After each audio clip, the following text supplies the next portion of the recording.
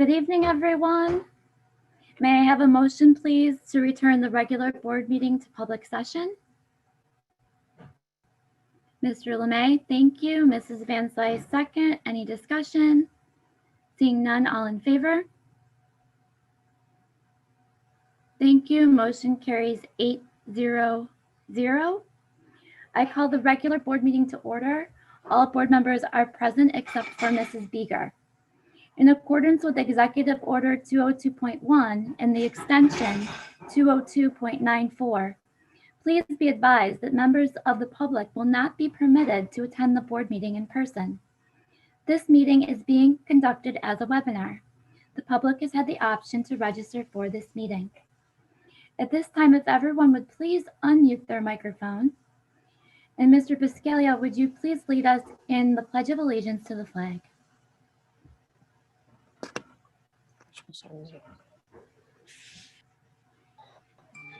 Pledge allegiance to the flag flag of the United States of America, to the republic and to the republic for which it stands, one nation, under God, indivisible, justice for all.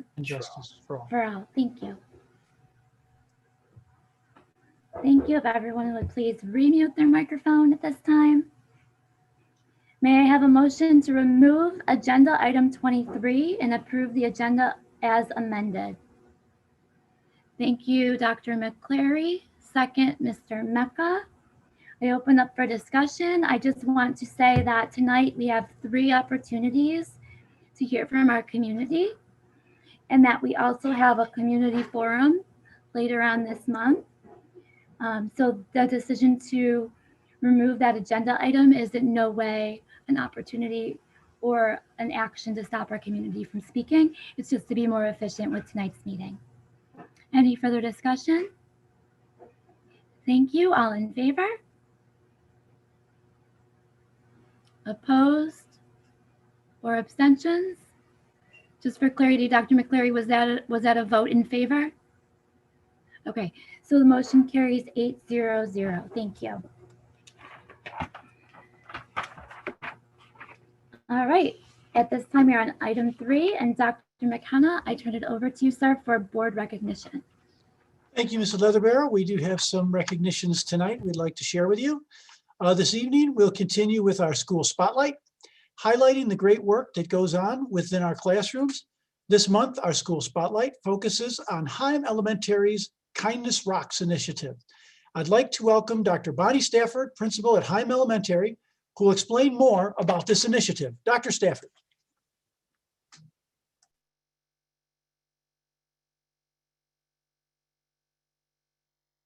Oh, I think you're Dr. Stafford, you're muted. Sorry. That's okay. Good evening, everyone. Heim Elementary is very proud to present our Kindness Rocks program that our students have been participating in. This program has been very successful in helping our students understand that you are never too young to make a positive impact on the lives of others. I hope you enjoy our video and hearing about this initiative as much as we've enjoyed implementing it.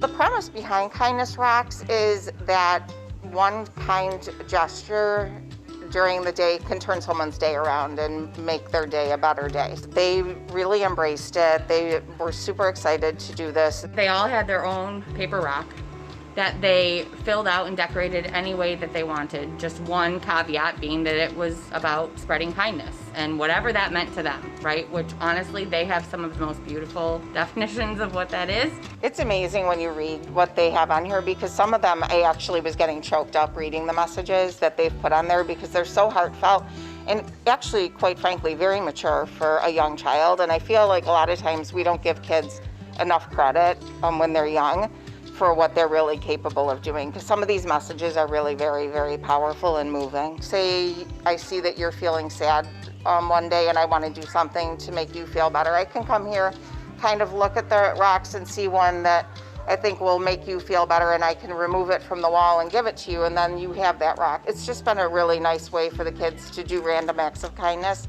for each other. Not only are we doing it with our kids in school in the hybrid model, but we're also doing it with our remote kids, because we really want to make them feel as connected as possible to our school. We highlight kindness to others, kindness to the community, but more importantly, kindness to yourself, because we need kids to be able to adjust to all the changes that we've had this year, and it really helps them to have the skill to be able to do that in a responsible way. It all comes down to being kind. If you're safe, you're being kind to yourself and others. If you're working hard, you're being kind to yourself, your brain, your teacher. It is the number one thing that human beings need to possess.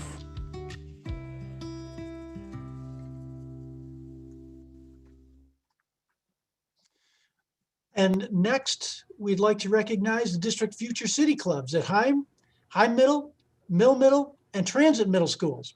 This year's Future City Challenge tasked each group with creating a city on the moon 100 years in the future. Heim finished in 3rd place, Transit 2nd, and Mill in 1st place, marking the first time the district finished 1, 2, 3 in the competition. With their victory, the 8th graders from Mill advanced to the national competition in Washington, D.C. Here's a look at all 3 cities these students created, and it is impressive.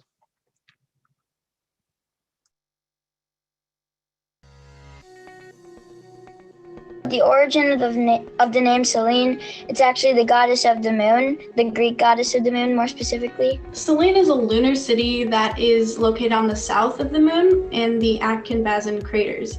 It is very innovative and efficient with everything that they have in the city. Hello everyone, welcome back to Channel 21 New City Network. Today we have 2 very special guests. We are talking to 2 citizens who live in the lunar city of Selene. Hello citizens, how are you both today? I'm doing great. Me too. How are you? I'm doing great, thank you. Why don't you tell us about life upon Selene? Well, Selene is a lunar city that was created for citizens to feel comfortable and do daily life activities.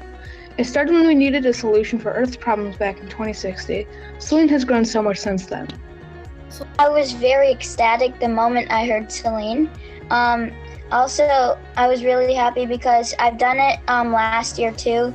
We got an award, which was awesome, but this is like a level up from last time. This competition is very tough, and you have to put a lot of dedication into this. So just knowing that we placed is like really special. Beyond just the knowledge, the academic knowledge they gain, again, the challenge and the teamwork that they have kind of gone through and grown, I think is a great opportunity to build our lifelong learners.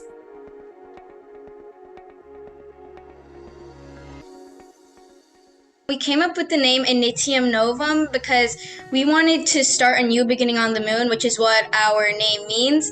Like, everyone's coming from Earth and this is their first time.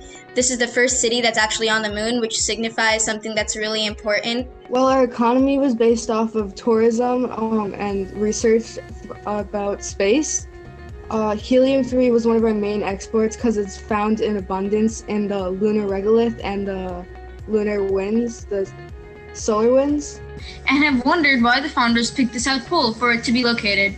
The founders chose that place because permanently shadowed craters presented water, ice, and other mineral resources which provide to be useful. Initium Novum's 9 million citizens inhabit 2,500 square kilometers of the South Pole. It felt good knowing that our work paid off and that our team got 2nd place.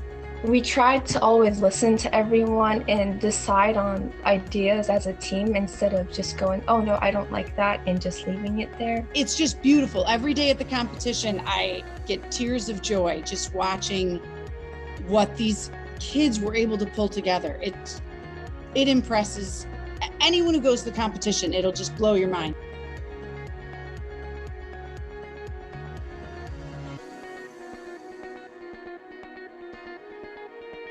Welcome to Polaris.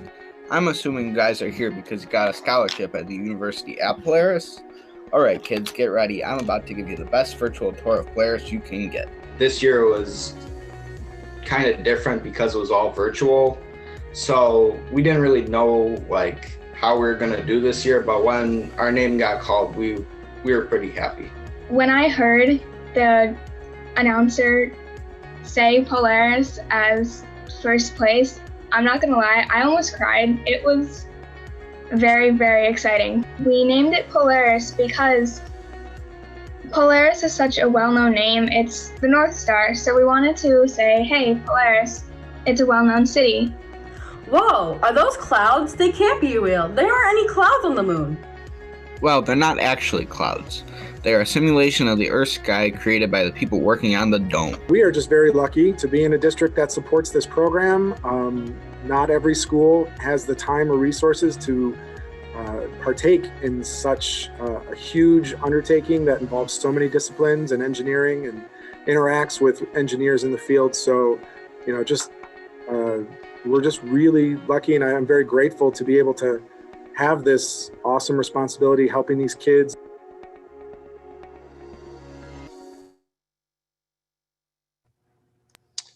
I just want to say congratulations and thank you to all our students and all our staff for all your hard work.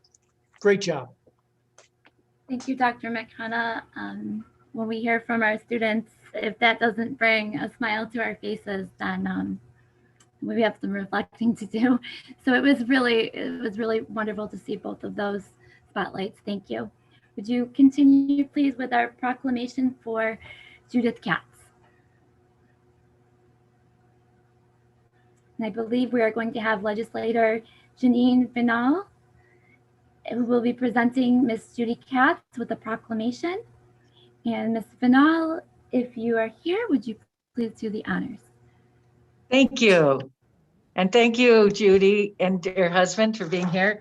My name's Jean Vinal. I'm your county legislator for the 5th District, which includes about 75% of Amherst, not all of Amherst. And in Williamsville, Williamsville South is part of our district. I just wanted to point out that we're able to get some funding this year for the high schools in our district, that including $750 to go towards the Buffalo Leadership for next year. So if you wanted to send a kid, then you could not have to worry about them having to pay the $750, and also $750 for STEM supplies for teachers. We got for all the teachers in District 5. But today I wanted to, we had prepared this proclamation for Judith Katz. And I did want to point out that Williamsville has 95% graduation rate and 92% of the kids go on to college. I'm not saying that's all because of Judith Katz, but I know that it's that her work helped towards that. And this proclamation is congratulating and honoring Judith Katz, recipient of the Everett R. Dwyer Award. Whereas Judith Katz, a distinguished woman who served on the Williamsville Central School Board and the Erie 1 BOCES Board for a combined total of more than 50 years, has been honored with New York's highest honor for distinguished school board service. And whereas Katz, an early leader of regional efforts to appreciate and encourage diversity in public education, will receive the Everett R. Dwyer Award for Distinguished School Board Service, and she has, during the New York State School Boards Association virtual convention. Whereas Katz moved to Buffalo in 1968 with her husband, Dr. Leonard Katz, served as president of both the Williamsville and Erie 1 BOCES school boards. And whereas Judith was on the Erie 1 BOCES school board for close to 40 years and the Williamsville Board of Education for 15 years, and since her retirement from Erie 1 BOCES Board of Education, she still remains involved as president of Erie 1 BOCES Educational Foundation. And whereas as a statewide president of the New York State School Boards Association from 88 to 89, Katz do praise for serving energetically as an influential mentor and inspiration for local school board service throughout New York. And whereas she was also a school board member of EPIC, the state-run prescription drug program for seniors, and chaired the Erie County Commission on the Status of Women. And whereas her career included many years as vice president of community relations for the Weinberg Campus Assisted Living Community in Amherst, and whereas Katz initiated staff development programs, diversity committees aimed to help employees better understand and embrace differences. And whereas throughout her 50 years of devoted and conscientious service, Katz made a long-lasting impact, encouraging many of her students and her peers. Whereas without question, Judith personifies what a great leader is. And she also personifies what service is, what a great citizen is. And she has continued to mentor students, colleagues, and has proven to be a well-deserving recipient of the Dwyer Award for her dedication to excellence in public education and her public advocacy. Now let it therefore be resolved. The Erie County Legislature applauds and recognizes Judith Katz for her exceptional achievements and superior spirit of service to our community and schools, and her impact on multiple generations of students and future leaders. And be it further resolved that the Erie County Legislature congratulates Judith on receiving the Everett R. Dwyer Award, for which she was nominated by this board, for her legendary career and service to students, and commends her on her strong dedication and devotion to public education for over 5 decades. And that was approved by the entire legislature and was put in. It was to be presented on the time of the meeting, but because of that, we thought it'd be more appropriate to have it here because we couldn't go to that due to COVID, but because of the fact that you nominated her and she's well-deserved. And to me, she does epitomize what it means to be a citizen with community service and leadership and giving what she has.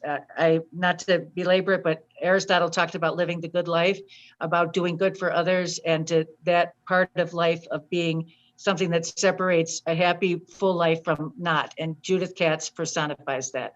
And so I would like to extend my greetings and congratulations on behalf of the County of Erie to Judith Katz. Thank you very much. And thank you for the honor. I certainly do appreciate it. And I also thank the Williamsville School Board again for nominating me. But this year, of all years, it should be the Williamsville School Board and all the other school boards around the nation who get this award, because you dealt with more uncertainty in this year than all my 40 plus years as school board members. So congratulations, thank you again. And really the honor should go to all the others. And thank you again, legislature. Thank you. Thank you. And thank you, Dr. Katz, for doing the honors. My pleasure to participate. There it is, yes. Okay, thank you. Wonderful. Okay. Thank you so much. It's such a wonderful feeling to start off our meeting with so much kindness and love in this Zoom room. So thank you, Madam Legislator, for speaking tonight and presenting our award. Thank you, Mr. And Mrs. Katz, for being here to accept and to speak. It's so great to see you on our Zoom call tonight. Thank you very much. Thank you. Thank you. Are there any other board acknowledgements at this time? Seeing none, I now turn it over to Dr. McCleary for public expression. President Slatherbarrow, I have some. I'm sorry, Mr. LeMay, go right ahead. It's tough to follow Mrs. Katz there. So once again, congratulations. And of course, congratulations to the future city competition winners. I just wanted to point out that I lost an hour of my day this afternoon very pleasantly going through the Williamsville Virtual Art Festival. I wanted to commend Mr. Russo, all the art teachers, but most especially all the students who submitted artwork and did artwork for this new virtual concept. I talk about thinking out of the box, but I mean, we see artwork from both the remote and the in-school children and students, and it was probably one of the best hours of my day today to lose, to just literally fall to the wind, so to speak, to enjoy and peruse, going photo by photo and image by image, and some of the portfolios and stuff like that. It was absolutely amazing to see the amount of work that our art students do. And I think Mr. Russo and everybody for all their hard work for putting this together and for putting together an out of the box thinking idea to do it virtually and making it successful. Thank you, Mr. LeMay, for sharing that. I can't wait to go check it out. Any other board acknowledgements? Yes, Mr. Biscaglia. I just want to acknowledge I was scrolling through ESPN magazine, and I noticed that one of our students from Williamsville South, Amari DeBerry, was nominated as one of the McDonald's High School All-Americans for basketball. I believe, I'm usually pretty good with the sports records, but I believe she's the number 15 recruit in the nation and going to University of Connecticut, which is a great accomplishment if anyone knows Connecticut basketball. So I wanted to give, a shout out to Amari and her accomplishments in Williamsville. So congratulations and good luck in Connecticut. Absolutely. Thank you. Any other board acknowledgements? Forgive me as I scan my eyes here. Okay, at this point, I turn it over to Dr. McCleary, our parliamentarian, to continue with public expression. Thank you, Mrs. Slatherbarrow. Welcome to all who have registered to observe this regular Zoom board meeting. Per policy 1510, the board has set aside 30 minutes for public expression, a time when we invite members of the community to share ideas and concerns with us. We welcome this opportunity to hear from you. Each person is given up to 3 minutes in which to address the board. At 2.5 minutes, I will interrupt and say you have 30 more seconds. And then at 3 minutes, we will stop you and thank you for your remarks. This is a meeting held in public rather than a public meeting, which means we will not be engaging in a dialogue with members of the community this evening. Rest assured, we are listening carefully and we take seriously what you have to say. We would also like to ask that you demonstrate respect for us and for one another by speaking to the issues, giving us ideas and sharing your opinions, but not engaging in any personal attack. As parliamentarian, I would like to review policy 1510 with all individuals in attendance tonight. A portion of 1510 reads as follows. At its discretion, the board may invite visitors to its meeting to participate in the board's discussion of matters on the agenda. The Board of Education welcomes attendance at its meetings by residents, persons who have business within the boundaries of the school district, and persons who do business with the Board of Education. A period of public expression shall be listed on each meeting agenda. Each person addressing the board shall have 3 minutes each to make an oral presentation. Speakers who read from prepared texts are encouraged to present copies of that text to the board members or to make a copy available to the district clerk within 24 hours after the conclusion of the meeting. Persons wishing to speak should first be recognized, then identify themselves, any organization they may be representing at the meeting, and the agenda topic they wish to discuss. In addition, the speaker may be required to record their name and address in writing. Comments should be kept as brief as possible and relate to school matters. The public expression period shall be limited to a total of 30 minutes unless the rules are suspended by a vote of the board. At the beginning of each public expression period, we will indicate that the members of the board will listen to the remarks of the speakers and not reply to or engage in a discussion with speakers, and that the board's policy is to take no action until such time as members of the staff have reported to the board on any issues raised by the speaker. The board will receive all matters for review and consideration and may, if the circumstances permit, direct the superintendent or district clerk to notify the speaker when the matter may be reported or acted upon at some future board meeting. Thank you for your cooperation. Those who have pre-registered for public expression will be called on, and if there is time allowed, I will then call on those interested in addressing the board by asking you at that point to raise your virtual Zoom hand. And so our first speaker for this evening is Timothy Hurd. Mr. Hurd, are you here? Yes, hi, good evening. Hello. Please go ahead when you're ready. Thank you for taking the time to hear my comments. As I stated, my name is Tim Hurd, and I am the parent of 2 students in the district, including a sophomore at Williamsville North and an 8th grade student at High Middle. We are a family that is very respectful of all recommended public safety recommendations to prevent the spread of COVID-19. Earlier this year, our family was relieved to hear that our schools would be able to implement the high flex model so that the students of our district could attend school in person at least part-time.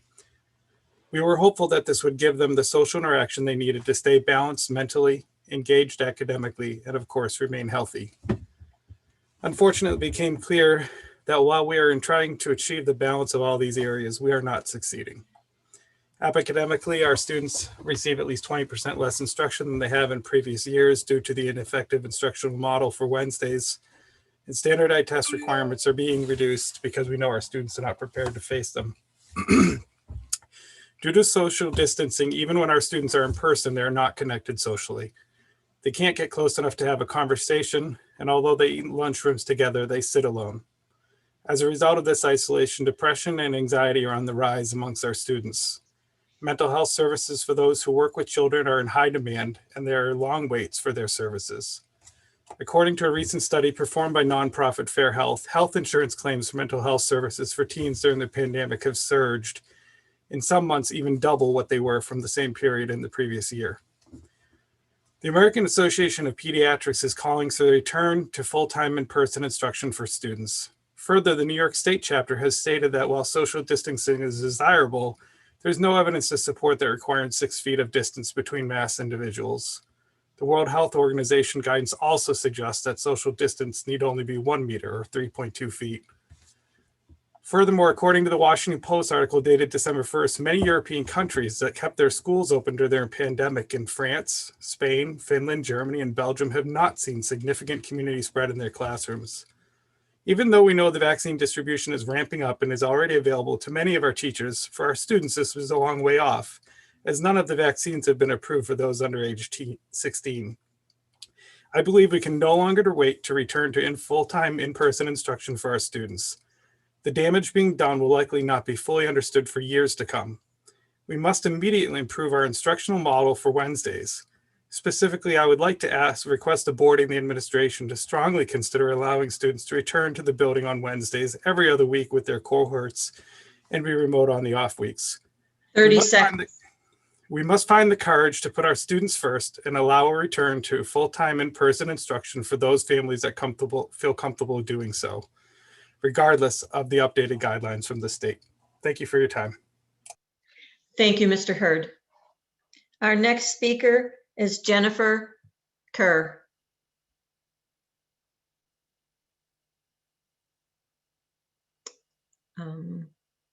Does anyone see Ms. Kerr? Yep, she's there. Hello, I'm here. Can you hear me? Yes, go ahead. Yes. Okay, thank you. My name is Jennifer Kerr, and I'm a parent of children. I'm the parent of children, a middle and a sophomore at North High School, and I appreciate the opportunity to speak this evening. I wanted to take a moment to express my gratitude to the district administration and to all of the volunteers who make up the Board of Education. It's no secret that everyone has been battered and bruised from this past year. I don't always agree with the decisions made, but I absolutely appreciate the time and energy and sacrifices you've all made in serving our community. When all of us at home this evening, most likely already in our comfortable clothes, decide that we've had enough of this Zoom meeting and we log off our devices, you will all still be meeting together, perhaps until the wee hours of the morning. So I thank you, and I wish you and your families all the best as we continue to figure out day by day how to navigate this challenging time with grace for ourselves and for one another. Thank you for your time. Thank you, Ms. Kerr, very much. Our next speaker is Gabby Kirsch.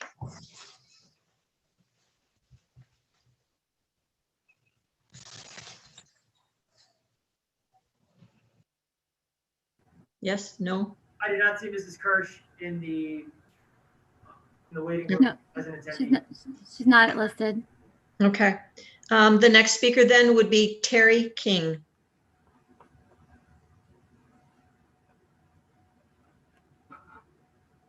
Is Mr. King here? I don't see Mr. King listed. Do you, Nick? I did not see Mr. King listed. Thank you. Okay. Next speaker. Our next speaker will then be Darlene McClay. Ms. McClay, are you here? I am. Okay.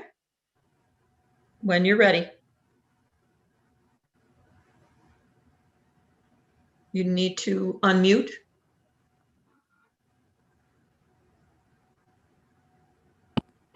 Okay, is that better?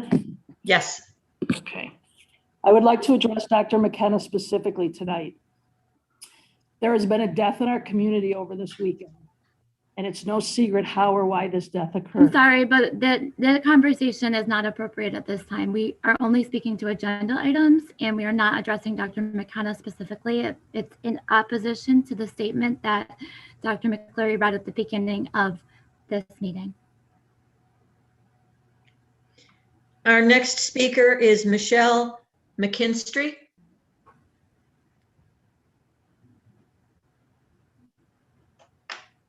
Miss McKinstry? Hello. Yes. When you're ready, go ahead. Thank you. As senior at North and an 8th grader at Casey. I also serve on the PTSA Executive Board at North and am the PTSA Council Representative for Casey.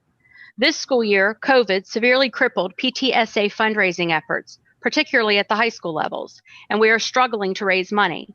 This has led to some depressing realizations that, along with many other aspects of their senior year, we would not be financially able to provide the seniors with many of the things we have in previous years, including last year. Several of the senior parents at North, along with the PTSA, have been working tireless hours to raise money so that we have the ability to give our seniors something and to have funds for scholarships, not to mention to be able to show our teachers and staff our appreciation for their hard work and to make sure that we have the funds available to start the next school year off right. We have had to get creative and fundraise in ways as a high school PTSA that we've never had to. This has included restaurant fundraisers. In November, when we scheduled our first one, we created a flyer, sent it to the school to be sent out to our families via WITS, as that is the only way to reach the entire North community. We were told that the school could not send out a WITS mail with or without our flyer because it was against the school district's policy to advertise businesses. We were then told after our first restaurant fundraiser was over that all we had to do was remove the business logo. That did not make much sense, but we thought maybe something had changed. We brought up the issue during the January PTSA council meeting with Dr. McKenna, and he said that he would look into it. He noted that the district fully supported the PTSAs and promised to have it worked out. But 1 week later, as we were planning our next restaurant fundraiser, our WITS mail with our flyer was once again rejected, and we were told that no decision had been made on the district's policy. Then, all WITS mails for PTS fundraising were put on hold while the district looked into and clarified the policy, is what we were told. So imagine my surprise and anger when I started getting WITS mails advertising all of the fundraisers for Make-A-Wish, including a restaurant night with an attached flyer. As if it is not bad enough that the PTSAs are competing against each other for fundraising money right now, we're also competing against the district's Make-A-Wish fundraising project, and it gets to follow different rules than our own PTSAs. I do want to be very clear. I do not 30 blame seconds. 30 or seconds. hold the school administration or staff responsible for any of this. My issue is with the inability for Dr. McKenna to fix this as promised. The administration at both North and Casey have always been supportive, and currently the North administration has gone over and above to help us within the guidelines, including some very creative out-of-the-box thinking. While I personally do not think this was the right year for the Make-A-Wish promotion, what I really want is for the restrictions to our PTSA to be removed. It is easy to support something in good times when things are going well. We need you to show us that you support the PTSA during these difficult times too, especially when so much support is being given to an outside organization. Thank you. Thank you for your comments, Ms. McKinstry. Dr. McCleary, before you continue, I just want to make sure that if we do open it up to people who have not registered, we will not be listening to any violations of student privacy. Thank you. We have a duty to protect all students and their privacy. Thank you. Our next speaker is Jonathan Rich. Anybody see Mr. Rich? There we go. Yes, he's there. All right, when you're ready, sir.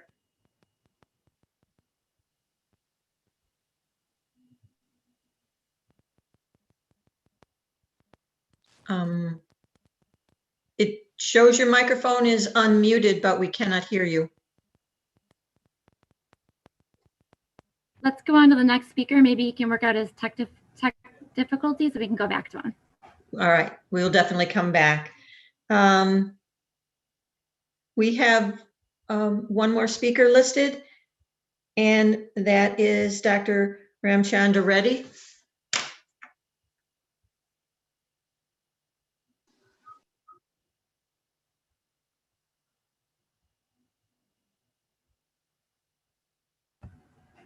Nick, is he listed? I don't.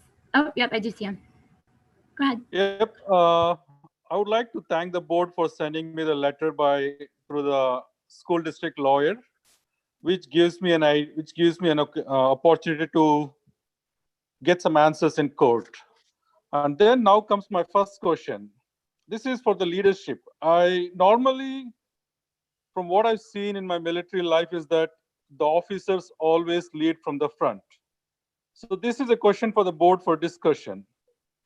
If the board members cannot meet in person, how can they expect the teachers to come back and teach in person with a group of students the whole day? The second thing is, this is something which we have to think out. To find the solutions, we have to think outside the box. My first question is, imagine you have a class of 20 or 25 kids. Imagine you divide those students into 5 groups: Monday, Tuesday, Wednesday, Thursday, Friday.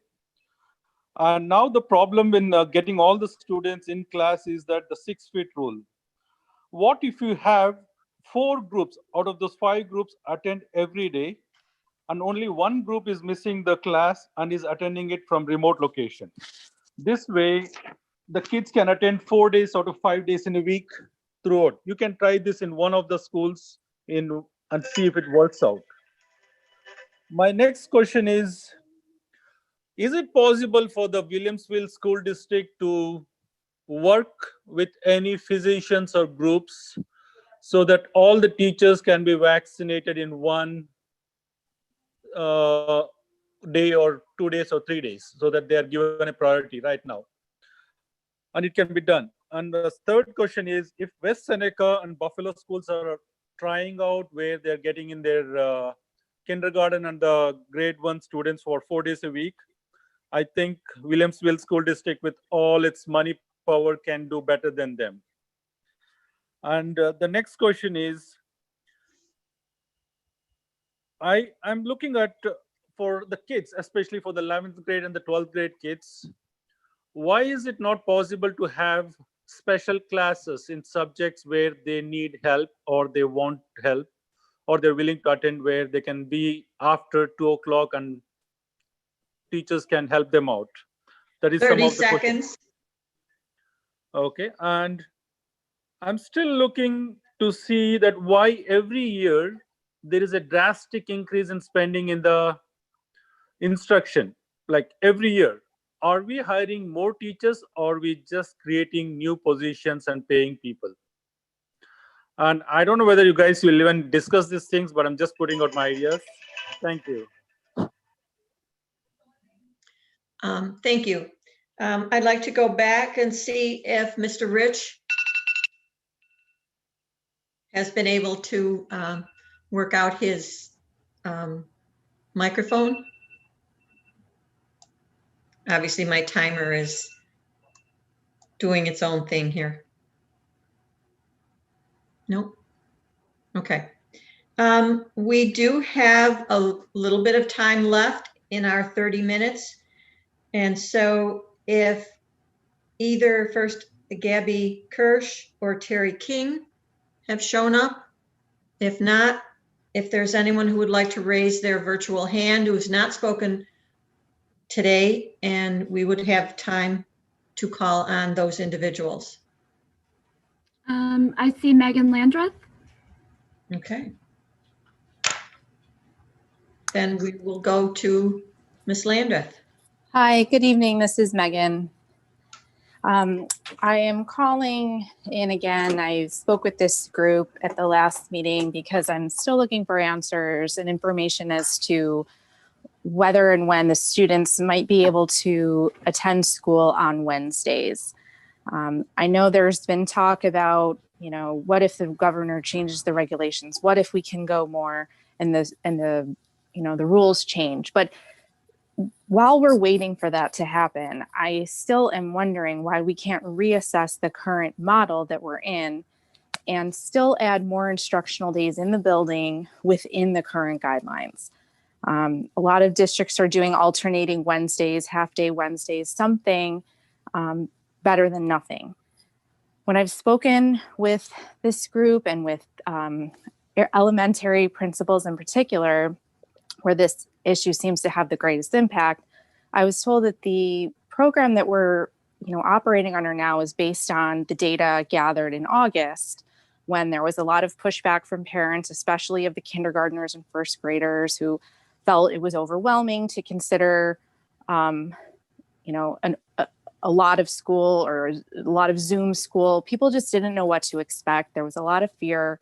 There was a lot of fear around putting kids on the computers too much and sending them to school too much. But I think that it is appropriate for the district to reassess today. It's been 6 months. We have a lot of new data. We know a lot more about transmission within schools and the fact that there is very little, if none. And I think the parents have a better understanding of what it means for their child to attend school only 2 days a week. And I believe that there are many who would welcome an option to attend a third day. That was never discussed back in August, and that's the last time parents were asked about that opportunity. So I'm back again tonight just to put the question out there. Without a change in regulations, can we do more, especially at the elementary level? Engagement is really essential for these kids, and 2 days on and 5 days off is not working. I think we've seen what school can be like for 6 months. We need to reassess and ask parents for their input about adding Wednesdays.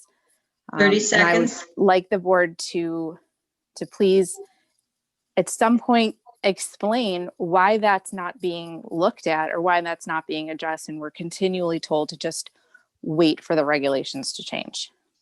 Thank you. Thank you, Ms. Landreth. Next, I recognize Jacqueline Schneegold.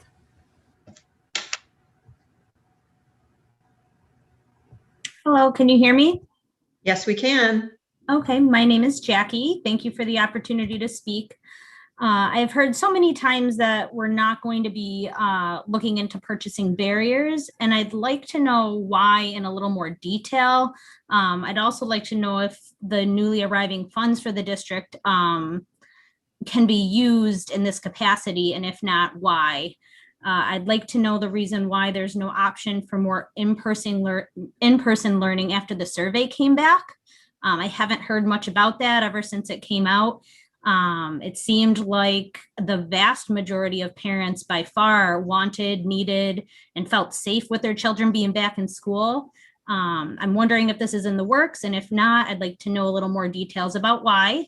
I feel parents deserve a detailed explanation, especially for this, after it came out so vastly for more in-person learning. This past year has been scary, challenging for everyone, and we needed to keep everyone safe. However, I think along with many others that spoke today, it's clear that we can now safely provide better options for these children. And I'm a firm believer that every child is unique and learns in different ways. Maybe there's children thriving at home learning. Maybe there's some children that have health concerns and their parents feel much safer keeping them at home, and they should have that right to do that. But there's others too that are being left behind now. And personally, I know very young children who are suffering severely from the stress of the remote and hybrid methods still being used.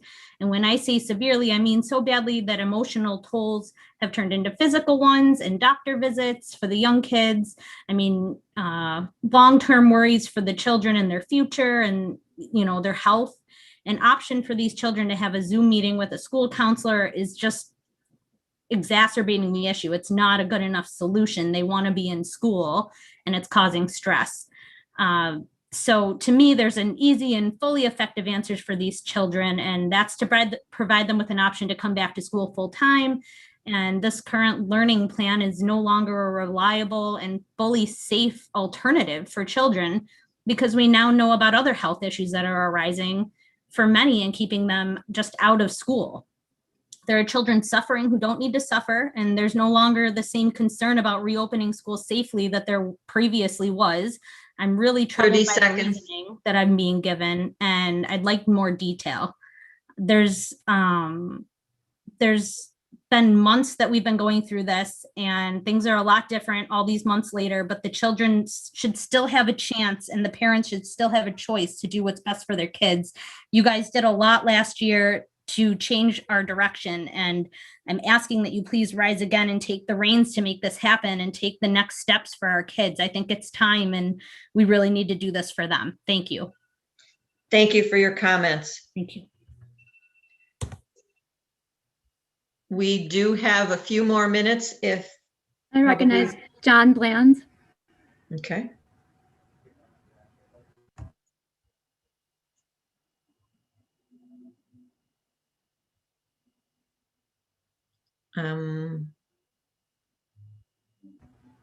I don't. I think your microphone. There you go. There we go. Can you hear me now? Yes. Go ahead. Yes. Sir. Okay. It's helpful that this is how I'm introduced with technological difficulties, because it illustrates the technological difficulties that my 3 kids and 10,000 other students in the Williamsville School District are having to manage through this school year. I realize that it's unprecedented, and I thank the board for allowing me the opportunity to speak tonight. I do, however, have an urgent message, and that is I would like to echo the message of Ms. Landreth and parents, actually every other parent that I've heard so far, who has indicated that they need more in-school time rather than less. I have not heard personally the level, I have not received or seen the level of transparency or the level of leadership that we really need from the school board at this critical time. We have 3 months left in the school year. I know that it is challenging on the district with unclear guidance from various government agencies, but I also know that it is incredibly difficult on my 2nd grader, my 6th grader, and my 8th grader, and everybody else at Williamsville School to adapt to these situations. And the model just that we have, as I can say as a parent, is not working. It's failing our students right now. So we need the school board, we need the district to do better. We need our administration to lead on this and to get the kids back in the classrooms, working with whatever agencies are necessary. So my request tonight is for more transparency, is for leadership, the leadership that frankly we expect and we demand from the Williamsville School District. I know that these are difficult times.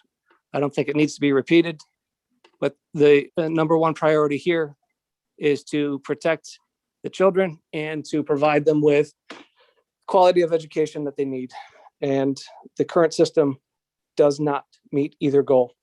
So again, I urge the board to hear the voices of all of the parents, both in the response to the surveys that have been put out and in the comments here tonight, and kitchens around the district and neighborhoods around the district. The kids need to get back in the schools, and we need leadership and transparency from the district to explain how that can be done. And so again, I thank you all. I will give back the rest of my time with the parliamentarian. I'll give back the rest of my time. Thank you again for letting me speak. But please, there are 3 months left in the school.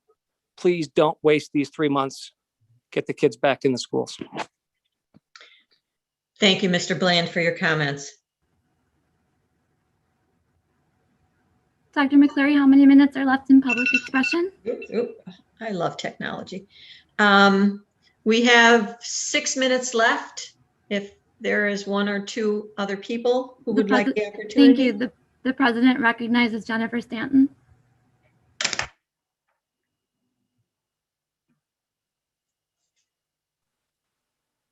Hello? Yes, go ahead, Ms. Stanton. Yes, thank you very much for giving me the opportunity to speak. I feel like what I have to say reiterates a lot of what I've already heard tonight. My biggest concern is I feel that we need transparent updates. I have been told time and time again, you know, what the purpose of the high flex and remote models were. We've had 6 months of seeing this in practice, and it's time for more steps forward. We've reached that 6-month mark, and now it's time to address what else can we do. Our kids need more in-person, more interaction, and I don't see that happening. We all know the obvious, that they're suffering socially, emotionally, and the academics have been a struggle, the technology's been a struggle. So I want to know, what are the next steps? How are we going to move forward from this? And I want that to be stated to us clearly and with honesty from leadership. I think my biggest concerns come with the fact that we've just seemed to kind of stay status quo, despite the numbers in our area and the risk in our area slowly but steadily declining. More are being vaccinated. There are less cases all the time. So I feel like this is it. This is the time to do something. And I'm basically just waiting, like many of us are. You know, I have a student in middle school, a student in high school that every day are waiting to get into the schools more, to interact with their teachers more. They so look forward to the 2 days there. And I'm sure many students, if not all, wish that they could be there more than 2 days. So it's just a reiteration of what we've heard from the other parents, that I want transparency, I want leadership, and our kids deserve it. They deserve better. Our teachers are there. They are already there 5 days a week. I don't understand at this point why they would still need the Wednesdays for training. I feel at the 6-month mark, many districts around us in surrounding areas and close by are moving to adding in Wednesday. We have schools that have already gone back 5 days. I want to know what our district is going to do and why. What's the timeline, I guess, is when will we know when there will be more days added? And 30 seconds. That's really it. I'm willing to stop there, and thank you for our time. I'm just looking forward to hearing what's going to happen. What are our next step? I want more info and with details, please. All right. Thank you, Ms. Stanton. Thank you. We do have time for one more speaker, if there's a hand raised. The president recognizes Rochelle Lawless.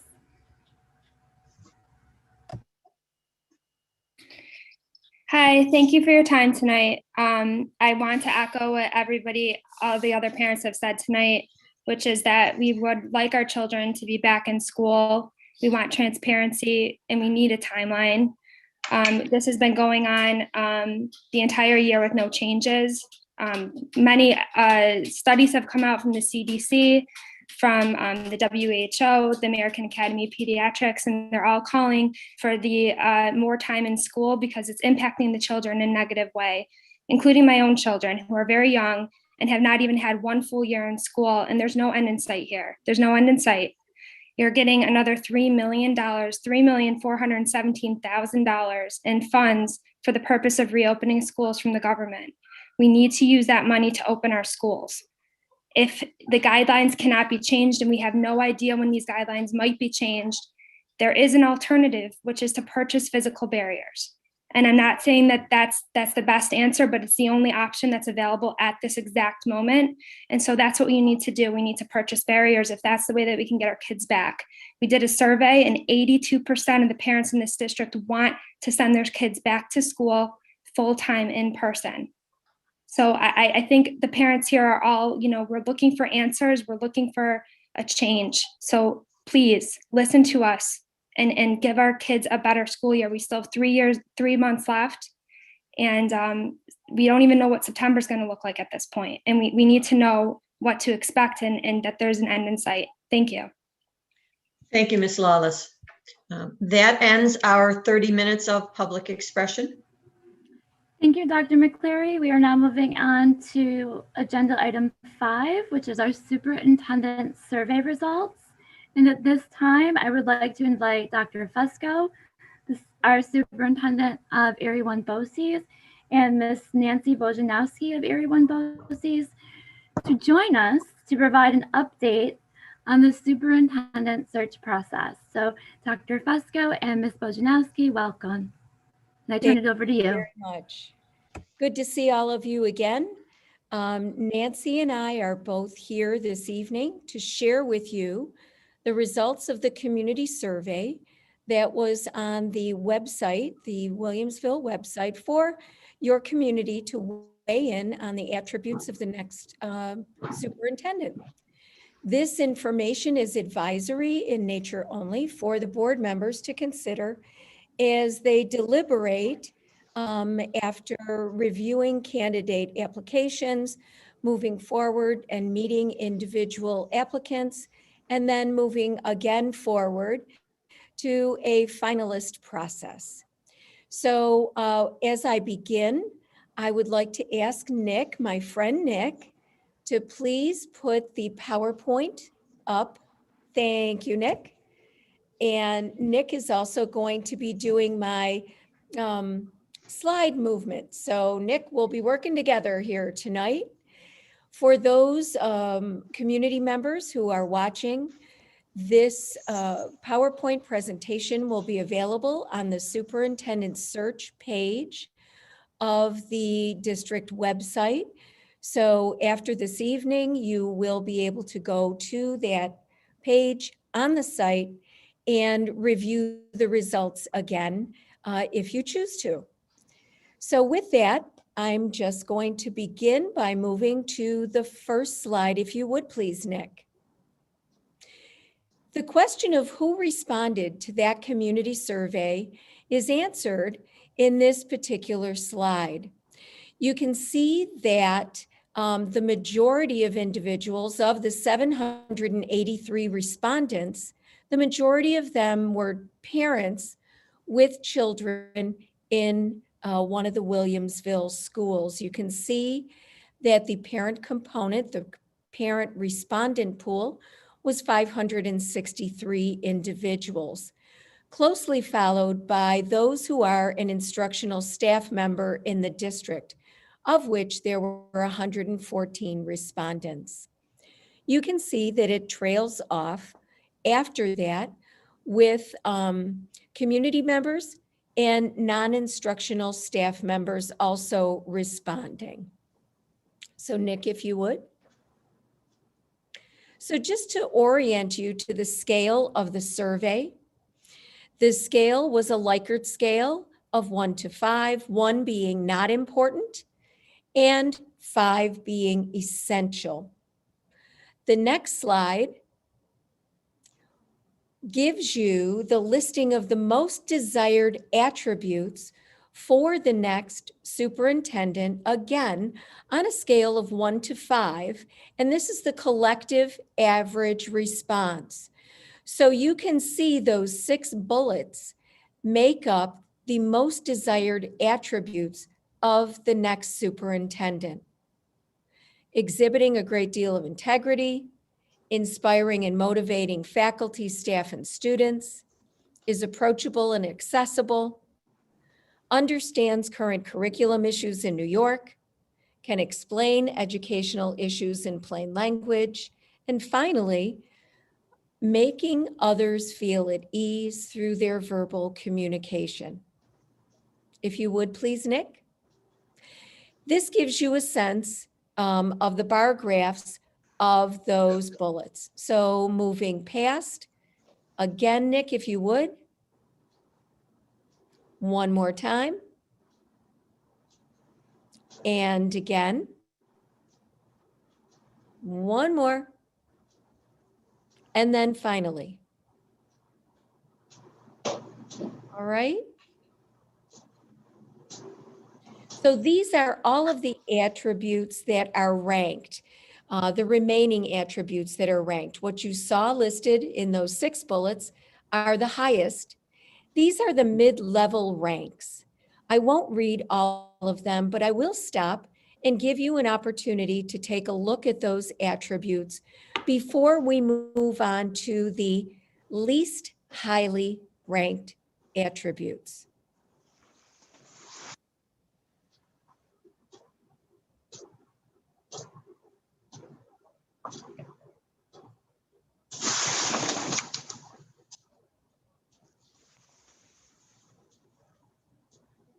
Okay, thank you. Nick, if you would, please.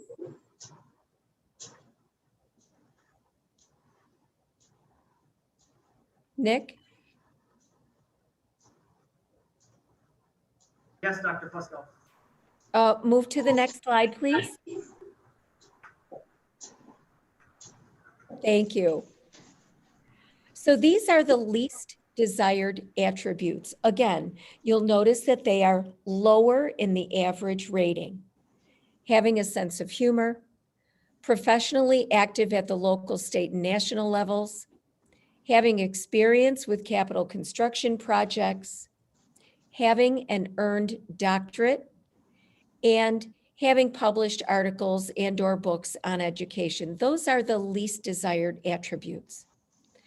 If I may make a summary statement from these attribute slides, it would be that you are looking for someone who's going to connect with the community, be available and open to be approached by those members of the community, as well as by those individuals within the district.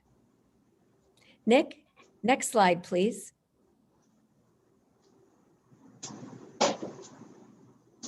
The last portion of the survey included 2 open form questions. The first question was, in your opinion, what is the single greatest need of the Williamsville Central School District? The second open form question was, add any additional thoughts below that you wish to share with the Board of Education as it embarks on this important task. Let me just tell you a little bit about how we sublimated all of the comments that were shared to those 2 open response questions.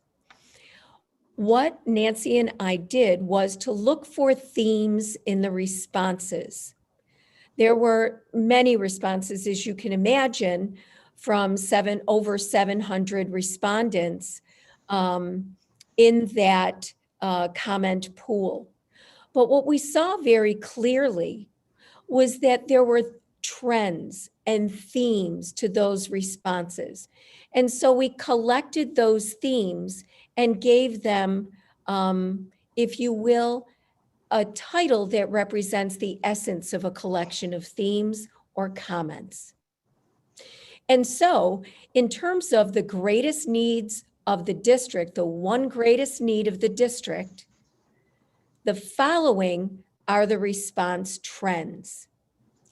And the first response trend in that question of greatest need of the district were individuals who either enumerated or expanded on the superintendent attributes, their personal characteristics that the district is in greatest need of.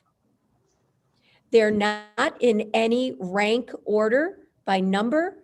And you can see there, those are all of the attributes that I think were reflected even in the earlier responses to the specific questions. Integrity, honesty, positive relationship builder, respectful, humble, compassionate, collaborative, stabilizer, unifier, fair, trustworthy, and creative. If you would go to the next slide, please. There were also trends in the responses that underscored and highlighted communications and, quite frankly, attributes of communication. And these are not specific to the superintendent. It is also translatable to the entire district. Okay, so these are not necessarily communication attributes for the next superintendent, but communication needs in terms of what the district needs are. Okay, I want to try to make that distinction very clear. These are the communication needs of the district. Communications need to be clear, in plain language. They need to be transparent. There needs to be consistent messages, and there needs to be a responsiveness in communications, as well as active listening in all aspects of communications within and outside of the district. Okay, thank you, Nick. Again, the greatest need of the district, and these are superintendent-specific experiences or skills. So unlike the previous slide, which was generalized to the entire district, these are once again superintendent-specific experiences and skills. Knowledge and experience with school finances and budget to maintain the excellent fiscal accountability and stability that you already have.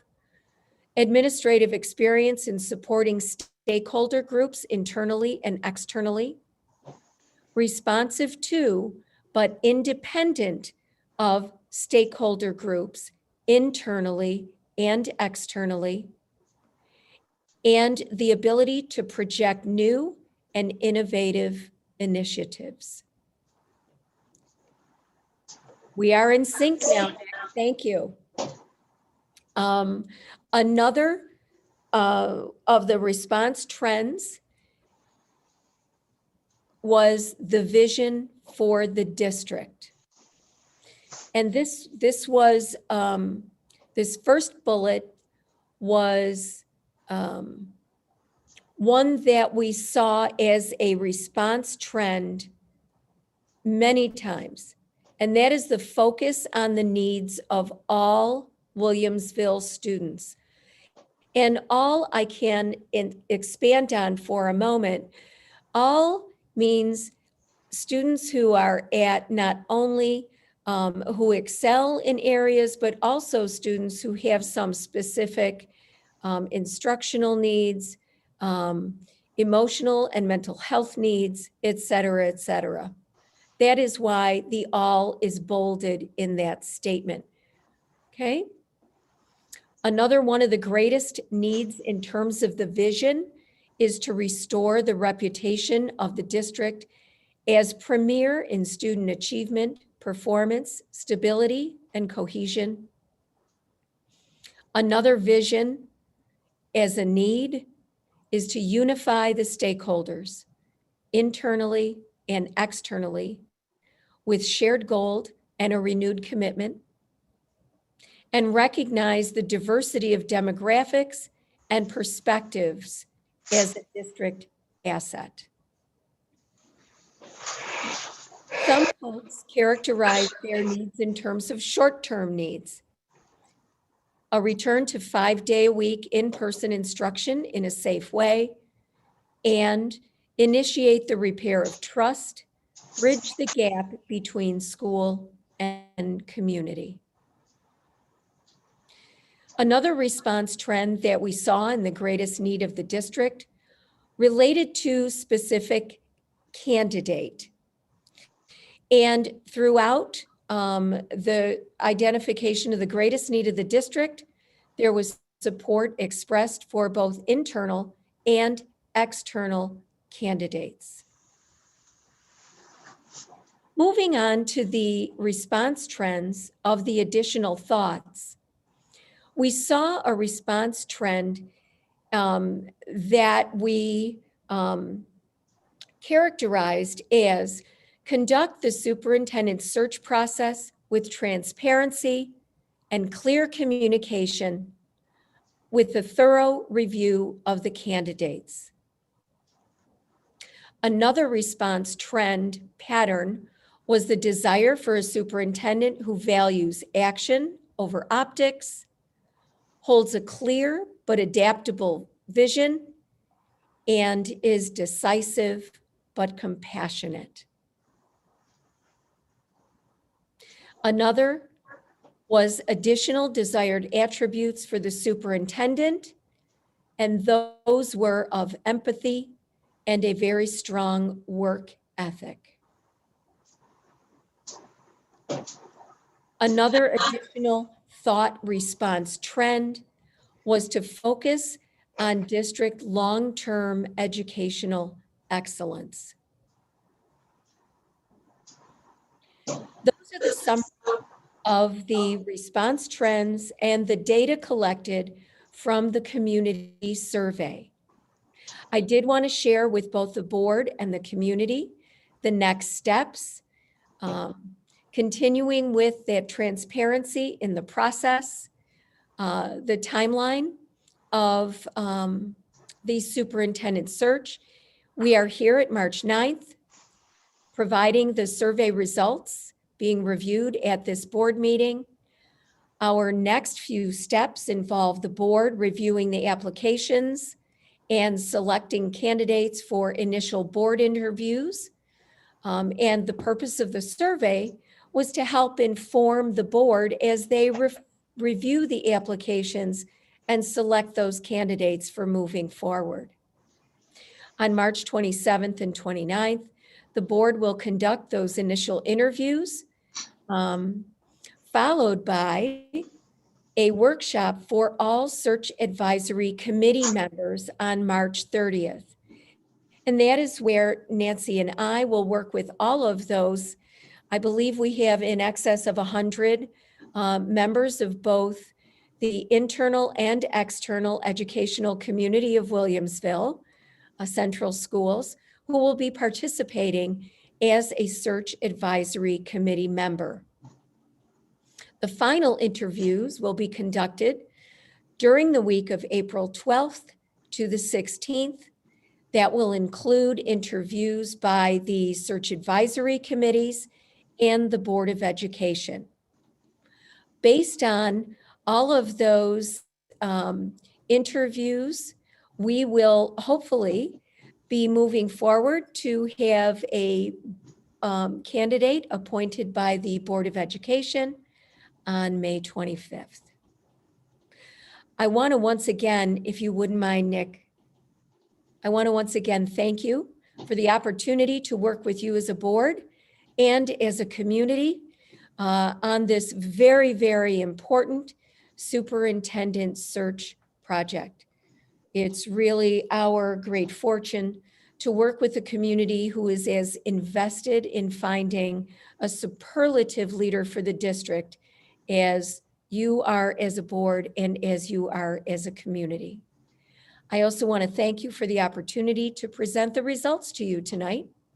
Again, I'd like to reiterate that the slide presentation will be on the district website on the superintendent search page for those who would like to go back through the slides. Thank you again, and have a pleasant rest of your board meeting. Thank you very much, Dr. Vesco and Ms. Bojanowski. We appreciate both of you and all of the work going into these efforts. We're moving on to agenda item number 6. May I have a motion, please, to approve consent agenda items 7 personnel, 8 business, and 9 special needs and student activities as presented. Thank you, Mr. LeMay is the first. Dr. McCleary is a second. Is there any discussion on this motion? Mr. Mecca. I just wanted to point out that we had a larger number of retirements than we've had in the previous 2 years. I'm not sure if COVID is the reason or what the reasoning is, but many of the teachers have, 30 plus years in. So, congratulations to them and thanks for their hard service. But I did want to point that out. Thank you, Mr. Mecca. Any other questions or comments? All right, seeing none, all in favor? Opposed, abstentions, motion carries 8-0-0. Following up on Mr. Mecca's remarks, I'd like to recognize the list of retirees and thank them for their service to district. I would like to give them each their moment, so I'm going to read each of their names, the school that they work at, and their years of service. Thank you and congratulations to the following individuals. Lisa Abbott, Heim Middle School, 34 years of service. Kathleen Accurso, Dodge Elementary, 33 years of service. Margaret Adamski, Heim Elementary, 15 years of service.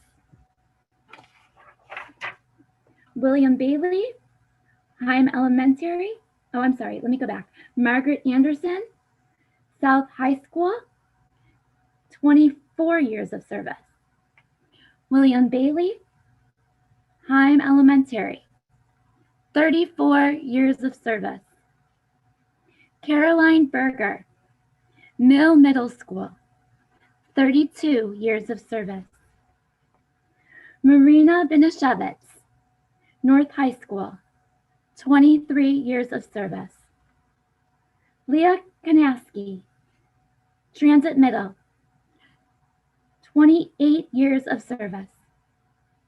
Monica Celeste, Forest Elementary, 35 years of service. Deborah Coletti, Casey Middle, 23 years of service. Jennifer Courtney, Dodge Elementary, 33 years of service. Sherry Curry, Dodge Elementary, 33 years of service. Susan DeWald, Maple West Elementary, 35 years of service.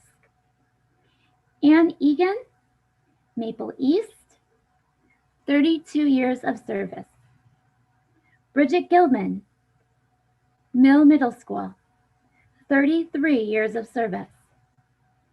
Cheryl Goldstone, South High School, 27 years of service. Barbara Hogan, Maple West Elementary School, 33 years of service. Barbara Hopkins, Country Parkway Elementary, 34 years of service. Nancy Lagierski, North High School, 32 years of service. Pim Liebman, Mill Middle School, 28 years of service. Joni Macri Morel, Mill Middle School, 31 years of service. Mary McBride, Casey Middle School, 28 years of service. Joseph McGravy, South High School, 21 years of service. Lisa Miller, Mill Middle School, 32 years of service. Diane Potlier, Dodge Elementary, 14 years of service. Marvin Penapinto, North High School, 22 years of service. Lily Ratecki, East High School, 19 years of service.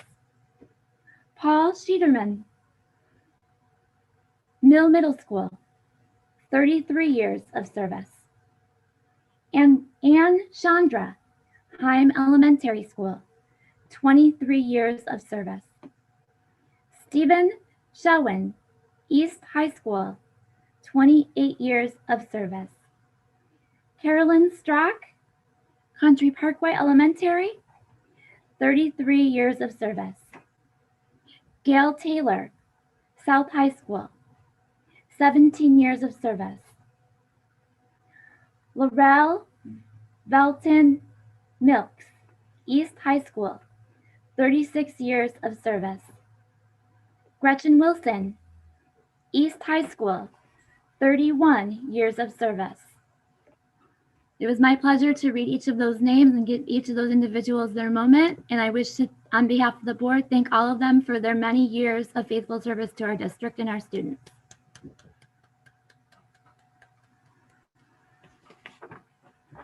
Agenda item 10 is our minutes. Is there a motion, please, to approve the February 9th regular board meeting minutes? Thank you, Mrs. Van Sice. Second, Mr. LeMay. Are there any corrections to the minutes? Seeing none, all in favor? Opposed? Abstentions? Motion passes 7-0-1. Mr. Mecca abstained on that vote. Thank you. All right, going on to the president's report, item 11A, as Mr. LeMay pointed out this earlier in the meeting during our board recognition, the virtual art show is up and running, and we may visit our school's WITS page or district website to view the show. And this is in place of the annual district art show that usually takes place at the Amherst Museum. So thank you, Mr. LeMay, for pointing that out to all of us. I will look forward to checking out that link. Board of Education meetings. We do have some visits scheduled here in our board docs packets. We have dates and times for upcoming school board visits, school building visits rather, that are listed in item 11B on your agenda. Does anyone wish to change their commitment to attend or not attend either of these visits at this time? Okay, I don't see anyone raising their hands. Item C, we will be holding a community forum, which will be held after the budget work session on March 23rd. The forum will start at approximately 8 p.m. Please note that that's an approximate because it will be based on how long the budget work session will take place. And at this time, we will be having that community forum and budget work session on Zoom. Thank you. Item D, there are a series of ECASB events that are listed in board docs for your review. Does anyone have anything to report on or related to ECASB or the NISBA items that are listed in either 11D or 11E? Dr. McCleary, go ahead. I assume that the other people who are actually involved already know this, but I will point out that the meeting with Assembly Member McMahon is at now, it just got changed. It's at 2:30 instead of 3 o'clock. So as I said, I believe the people who are able to attend know that, but I wanted to make sure. Thank you, Dr. McCleary, for that clarification. Any other questions, comments, go to the order related to ECASB or NISBA at this time? Thank you. Moving on to item E. Oh, that was NISBA. We did that one. Mrs. Carey, would you like to provide an update on items 11F, G, and H? Thank you, Mrs. Slatherbarrow. At this time, in item F, the board candidate packets, there has been an update to the signatures on petitions. It has been changed to 48, which is, that number is from the 2019 vote. In addition to that, if you have any questions, all the board information for candidates are in that agenda item. I do like to go over briefly the timeline and what's expected and things that deadlines and all those things that need to be turned in. And there are the 3 board members whose terms expire are Mr. Borenstein, Mr. LeMay, and Mr. Mecca.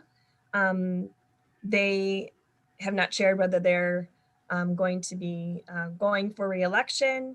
And I also want to let people know if they're interested in becoming candidates, we don't announce that until all their petitions are turned in.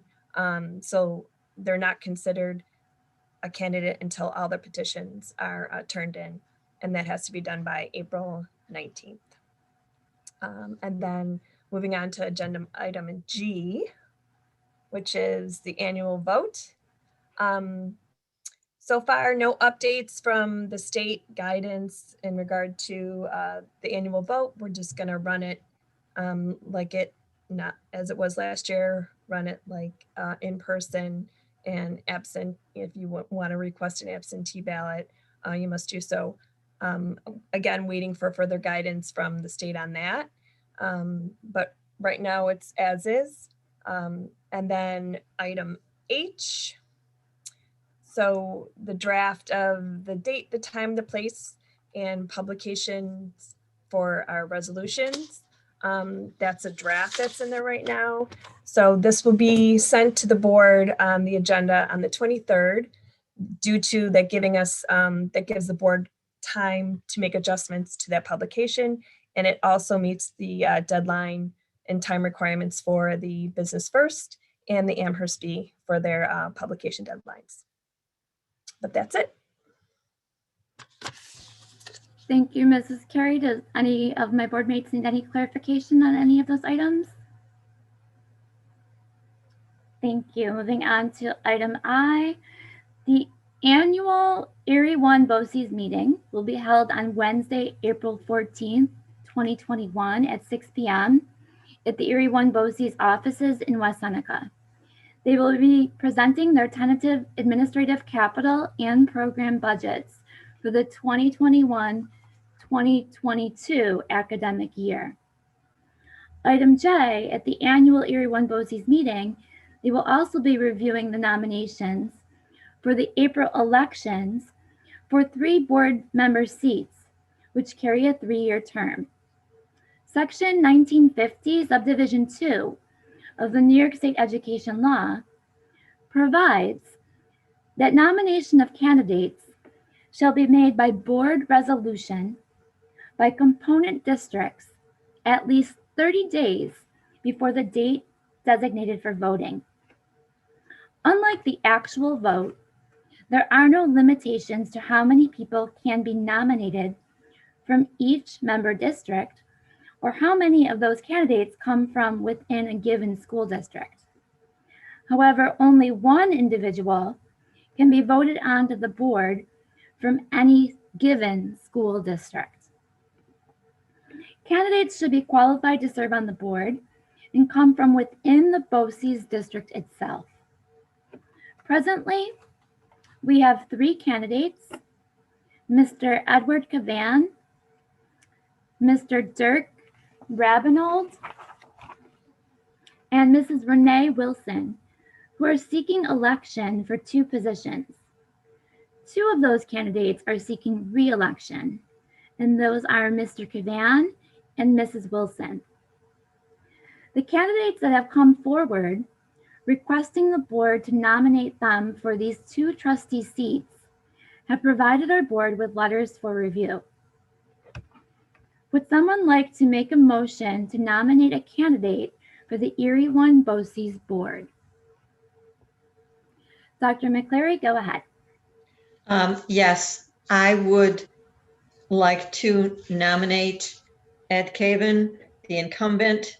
He is from the Sweet Home Central School District, and I am nominating him for the election to be held on April 20th to serve as a trustee for the BOCES First Supervisory District of Erie County in a term beginning July 1st, 2020 through July 30th, 2024.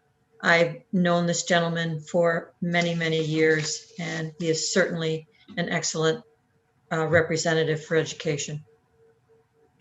Thank you, Dr. McCleary. Mr. Mecca, are you seconding that motion? Yes, I'd like to second that motion and like to say the same glowing things that Dr. McCleary said about Eddie Cavan. I've known him for a number of years and can vouch for his effectiveness in that office. Thank you. Is there any further discussion? On that motion, all in favor, please. Motion carries unanimously, 8-0-0. Is there another call for nominations? Go ahead, Mr. Lemay. I would like to nominate Renee Wilson. She's the incumbent located in Cheektowaga Central School District, nominating her for a candidate in the election to be held on April 20th, 2021 to serve as a trustee for the Board of Cooperative Educational Services, the first supervisory district of Erie County, in a term that will begin July 1st, 2021, and will end on June 30th, 2024. Thank you, Mr. Lemay. Is there a second on that nomination? Thank you, Ms. Kazmierzak-Bogner. Appreciate that. Any discussion? Seeing none, all in favor for the motion? Seeing all hands up, motion carries 8-0-0. Thank you. The board will vote to approve the Erie 1 BOCES administrative budget and the election of Erie 1 BOCES board members at the special board meeting on April 20th, 2021 at 6 p.m. to 6:15 p.m. Since that is going to be such a quick meeting, I expect that will be on Zoom, but we will have more information when we get to that point where we're going to continue to live in the present. All right, item 12, Dr. McKenna, I turn it over to you for the community update and the strategic planning update. Thank you very much, Ms. Slatherbarrow. First, I'd just like to say it's been an extremely busy month for the district, and we want to reassure our families that we are working diligently and continue to plan, prepare, and advocate for our students and families as we go through this process. And we thank everybody for all their support. What I'm going to do too with this superintendent's report today, I have the community update, the strategic planning update, and the student calendar letters A, B, and C all on this presentation. So please feel free, Mrs. Slatherbarrow, too, to stop me, at any time as we go through. I'll actually stop before each one also, just to see if there's anything you'd like to, to add before we move on. But first, the community update. Lots of good things to report. First, we wanted to give a quick update on school guidance.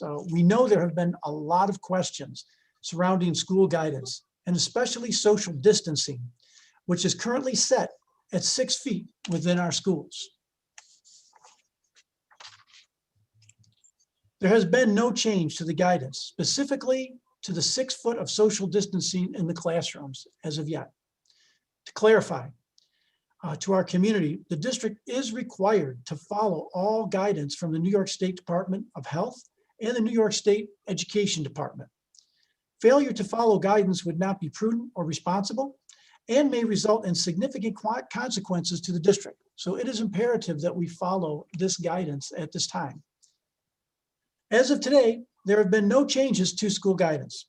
However, we know changes, especially to social distancing guidelines, have been talked about over the last few weeks.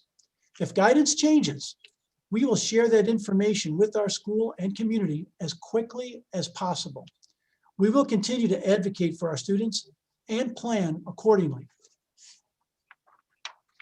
To help plan and prepare for any changes in guidance, this is the informational survey we shared with families on WITS.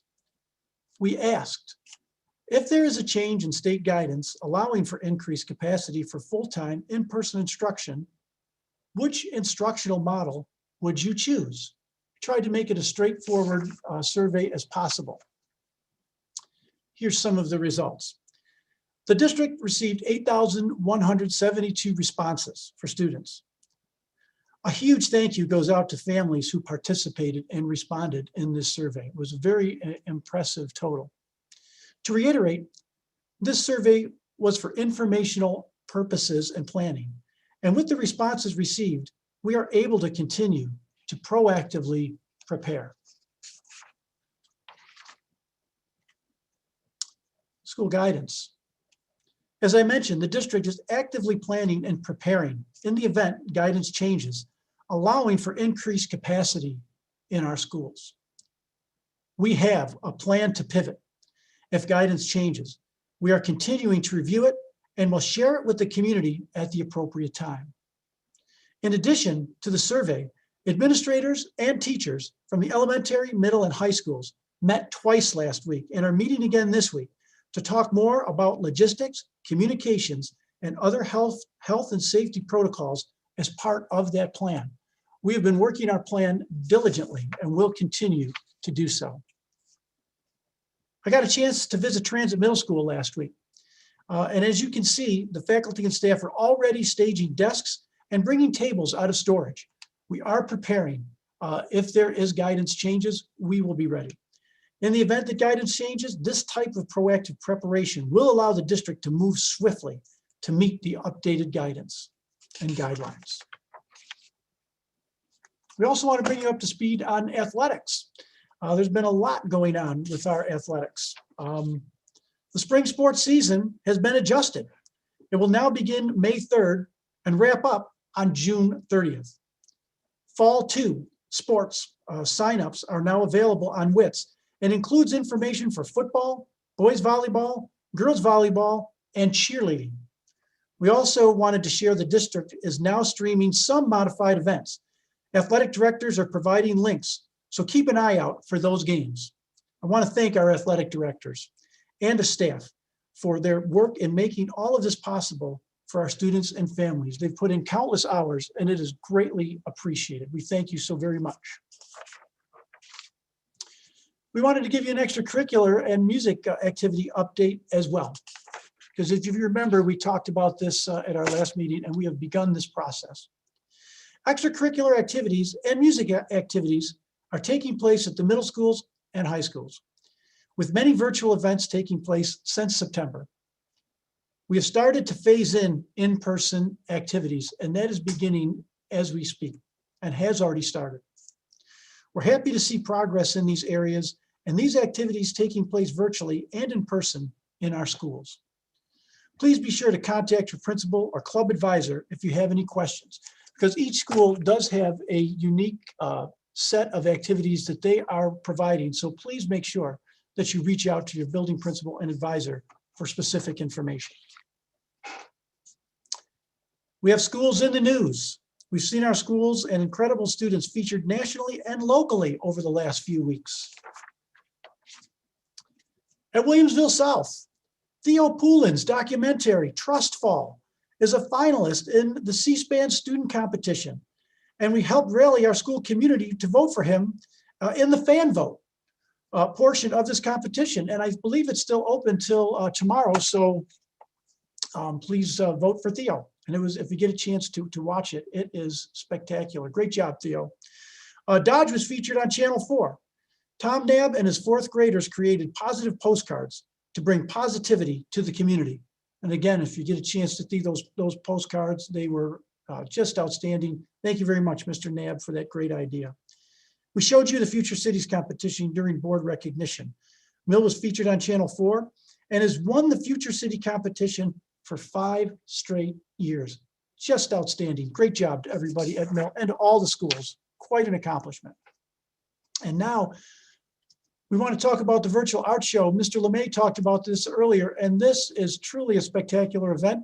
And I agree with what Mr. LeMay said earlier, that if you have time, you need to go and see this virtual art show. It will absolutely make you feel fantastic. With COVID-19, we have had to reimagine how we showcase the great work of our students. This month, the district is hosting a digital art show on Padlet, and we will host another one in June. We sent information on how to access the virtual show to families on WITS. This information is also available on the district website. Here's a look at some of the incredible artwork our students have created. I think Mr. Filipowski is going to show that right now, right, Nick? And this is something you're going to absolutely enjoy. This virtual art show features nearly 100 student pieces from kindergarten to 12th grade. We encourage all of our families and community members to check it out and support the arts. And what an absolutely outstanding job all our students and staff have done putting this together. Great job, everyone.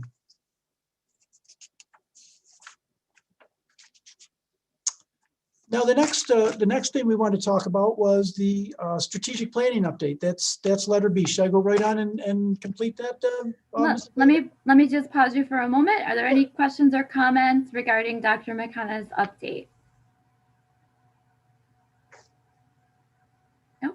Okay, carry on. Thank you, Dr. McKenna. Oh, sorry, I can't see everybody because you're on the side there. Go ahead, Ms. Van Slyce.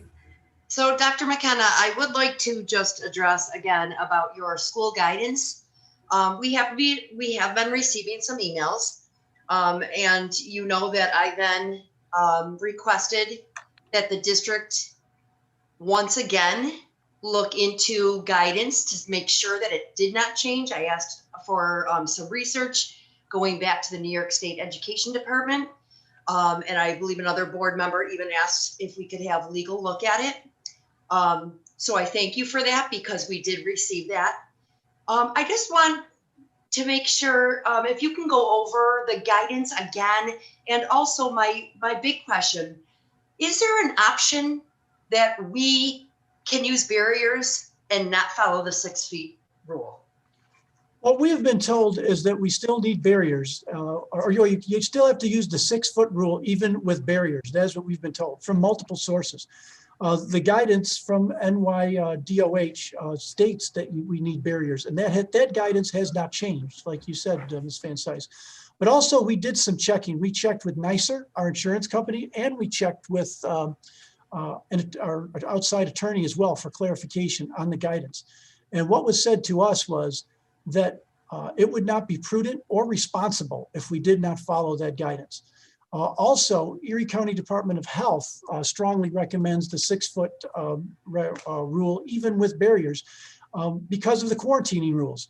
So the barriers do not stop you from being quarantined as well. So there's been a lot of research that we have done, and we have not seen anything yet that would warrant doing the barriers. Also, we checked with districts that are using barriers as well, and they're still utilizing 6 feet. And some of the districts that are coming back to school right now, you can see some districts are phasing back, they're also still utilizing 6 feet as they come back. So we had a regional meeting last week with our superintendents, and that was clarified to us at that meeting as well, that 6 feet is still the rule. Okay, I do appreciate that. And I appreciate just emphasizing that again and the clarity, because there's still a lot of talk about that. And I, as a board member, support what the district is doing, because we do have to be responsible. With, many of us have stated we would love to return to the 5-day. However, we need to follow the guidance given to us, as well as being responsible with safety and health guidelines. So thank you for that further clarification.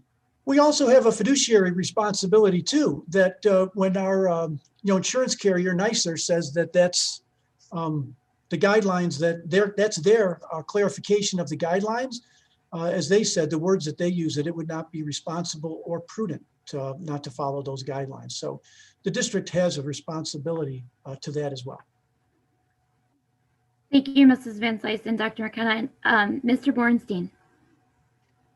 Thank you. And thank you, Dr. McKenna, for that excellent update. We're all hearing from our friends and neighbors about why we're not returning to a full schedule when reports are floating around about all sorts of other activities around the country. So thank you for that. I'm glad you cleared that up.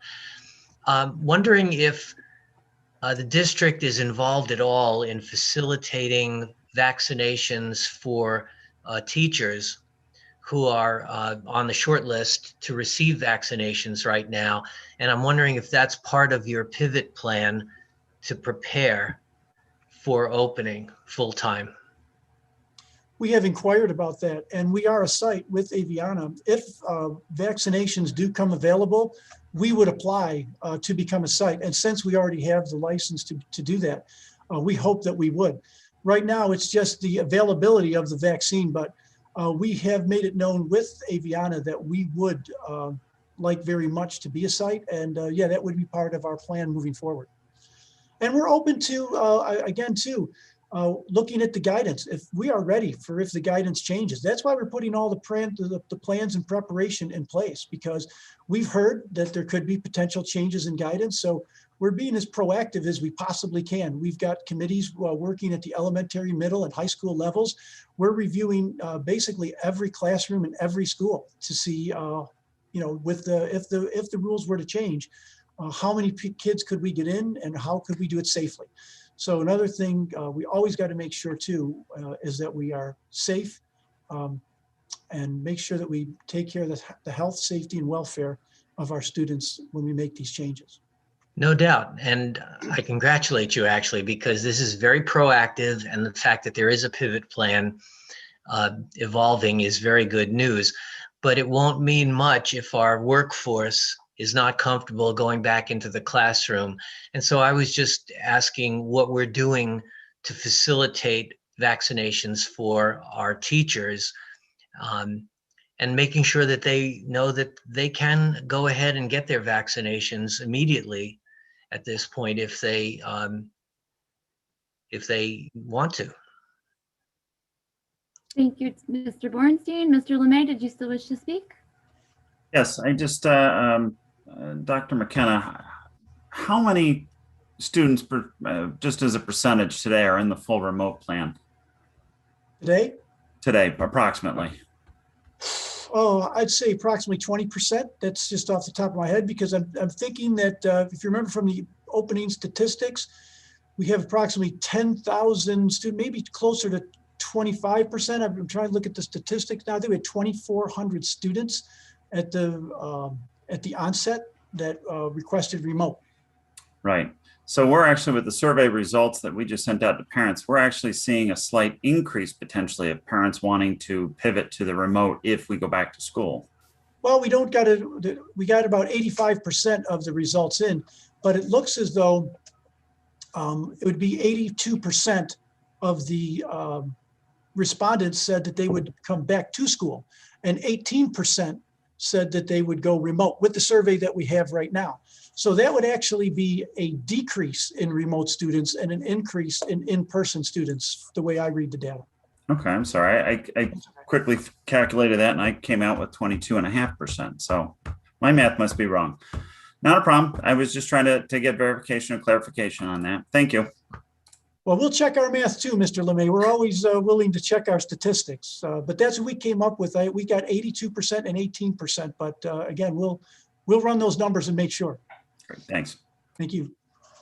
Any other questions or comments from the board? I just want to reiterate my support of the current model that we're using. As a parent, I really appreciate that they have the little break from the screen time on the Wednesdays, and that they are able to really take on a more independent role of completing assignments. I fully appreciate that model. And to speak to barriers, I also appreciate what the district is doing right now in regards to, not looking into barriers. I don't believe them to be effective, just from when I taught third grade science and I taught states of matter and the properties of a gas.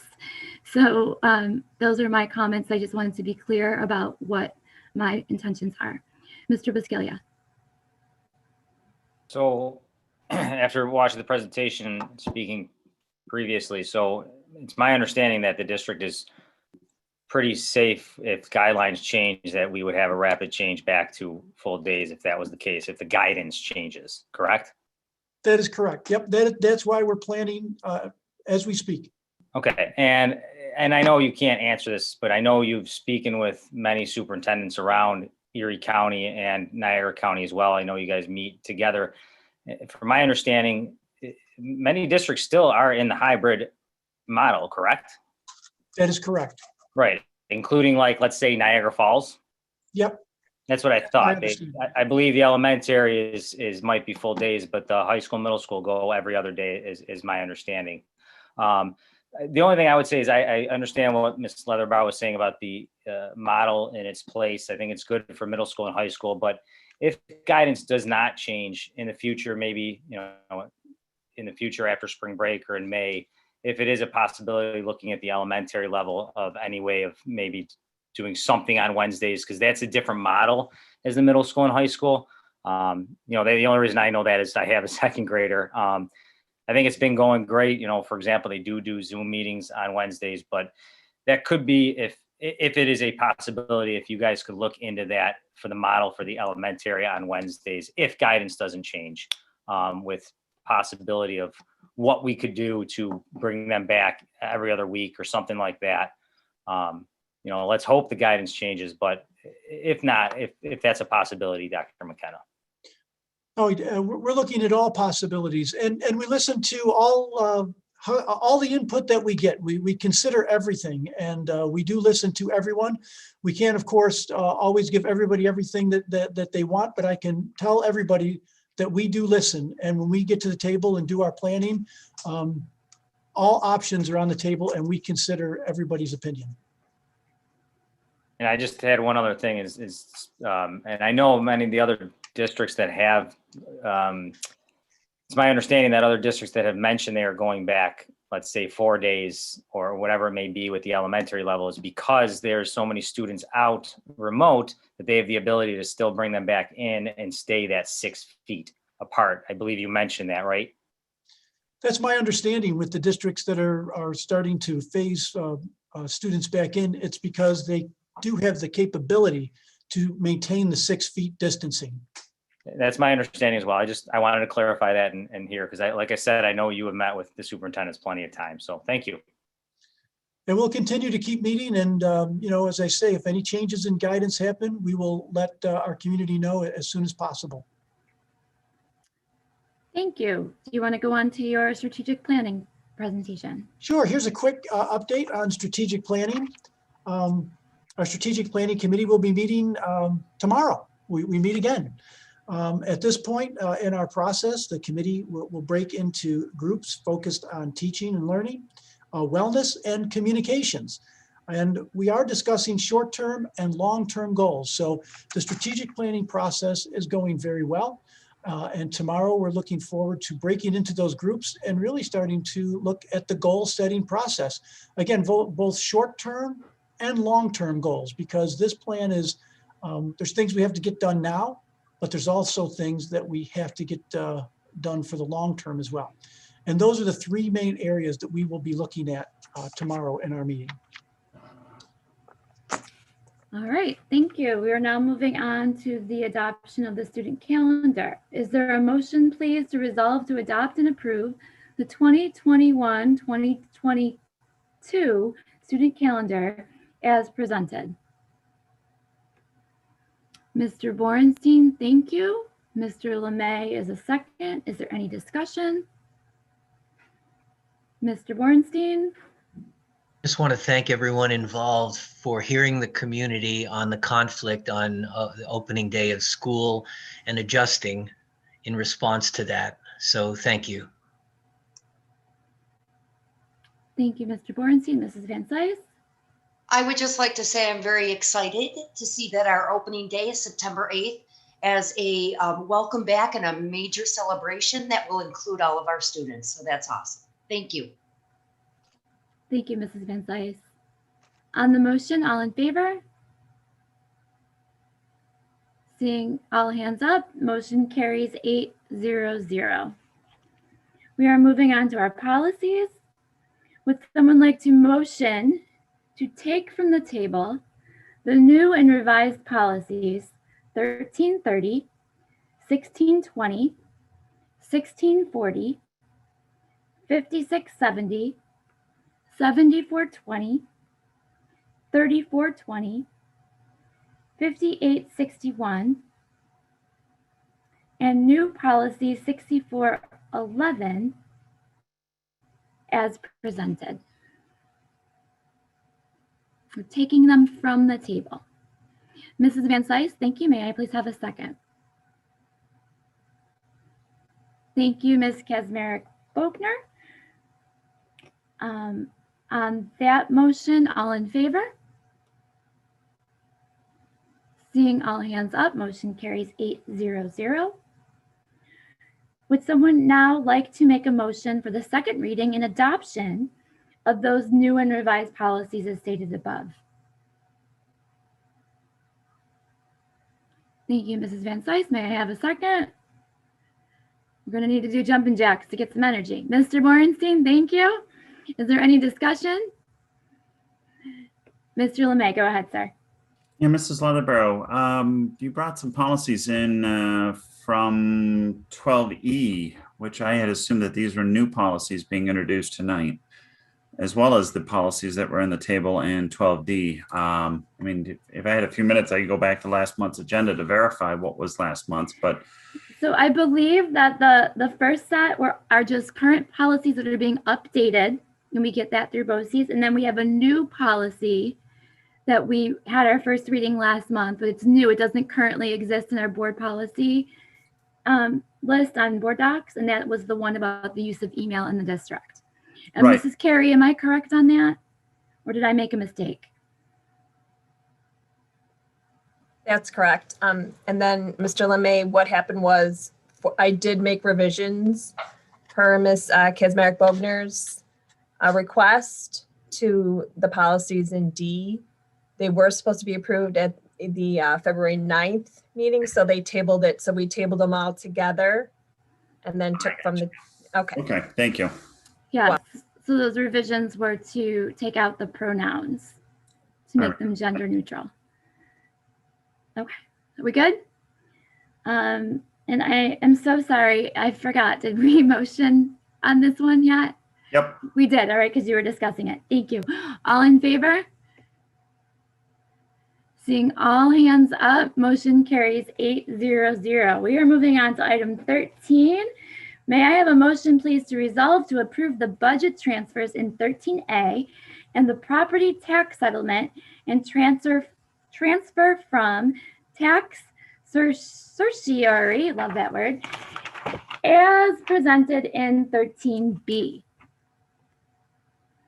Thank you, Mr. Borenstein. Mr. LeMay is a second. Is there any discussion on that? Mr. Mecca.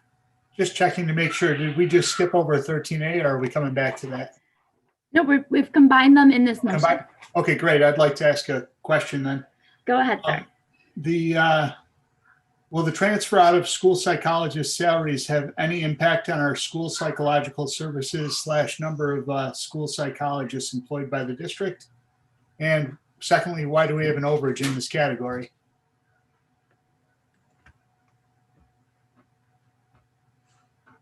I can respond to that question, Mr. Mecca.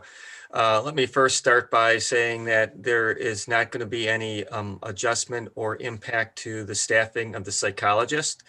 So that will be the dollars in that code were available this year due to the way the staffing occurred, but there were no reductions. In regard to the need for additional funding, there basically were additional students that required private placements. A number of 10 additional students were placed privately. And as a result of that, it exceeded the amount that was budgeted. I guess my question wasn't so much why we needed the money, but why was there extra money in that line item that is available for this purpose? There is always some extra dollars in various budget codes for fund balance purposes, and that's what you'll be seeing a little bit later in our presentation on how we are working to balance the budget for next year. Okay, thank you very much. You're welcome. Any other questions on that motion? Okay, on the motion to approve 13A and 13B, all in favor, please? Seeing all hands up, motion carries 800. The list of board liaison assignments are in board docs. There's only a few monthly meetings dates left on the calendar. Item 15, Erie County Association of School Boards will hold local virtual visits with elected officials on Tuesday, March 16th, and again on Friday, March 19th. So on the 16th, it's Senator Rath, and on the 19th, it's with Assemblyman McMahon. Assemblywoman McMahon. Thank you. Moving on to item 16, Dr. McKenna and Dr. Beelan, I turn it over to you for our student achievement and supporting students progress report. Well, I'm going to turn it right over to Dr. Balin, and I believe she has some principals who are here to help her with this presentation. So Dr. Balin, I will turn it over to you. Thank you and good evening, everyone. I would like to ask Mr. Filipowski or someone who has our presentation to please bring it up on our behalf. Thank you. Thank you again, Dr. McKenna, and to the board for the opportunity to share this information this evening. We will be looking closely at various ways that student progress and achievement are monitored, our systems and structures that support students in advanced student learning, along with a number of our data sources. As Dr. McKenna mentioned, you will also hear from principals at the elementary, middle, and high school levels of instruction. So I'd like to welcome and thank Mr. Andrew Bowen, principal of Country Parkway Elementary, Dr. Jeff Jakluski, principal of High Middle School, and Mr. Brian Swatland, principal of Williamsville East High School. You will hear from them in a little while. As you are aware, we typically have presented a student outcomes presentation in the fall. This did not occur this past fall due to the absence of much of the state-driven information. To the degree possible, we have embedded some information on state assessment and high school measures along with other information presented this evening. We have also included information on the supports and the structures to share information about the systems that are in place to support and advance student learning in our district. Before we begin with the content of the presentation, I would like to express my thanks to our staff, particularly to our teachers and our principals, along with our students and our families. In this challenging and unpredictable time, coming together on behalf of students and supporting student learning has been essential. Can we go on to the next slide, please? Thank you. On the left side of the screen, you'll see noted all of the state assessment cancellations that have occurred.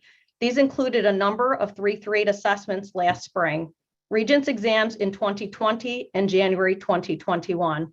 The most recent correspondence and communication from the New York State Education Department indicated that states were notified that unlike last year, blanket waivers would not be provided to states. In February, NYSED submitted a waiver to the United States Department of Education pertaining to state assessments for 2021. This included a request for cancellation of 3-8 assessments and all Regents exams with an extensive rationale and comments derived from a public comment period. The state articulated that they felt that the assessments could not be administered safely, equitably, or fairly to students across the state. Further, they contended that the department believed that instructional time would be best focused on supporting students in academics as well as social emotional health rather than attempting to administer assessments to the limited population of students. There are several statements within the waiver that also cause questions to be raised. Some include the effect on any assessments for students in a remote setting, the disparities across the state in determining accountability measures, the ability or reliability of the data that are going to be articulated as a result of the assessments. And the state also noted that they anticipated significant risk of classification errors that would be undermining the system and also result in misallocation of resources by NYSED as well as local educational institutions. At this time, all New York State tests except for Niceslot would have been impacted.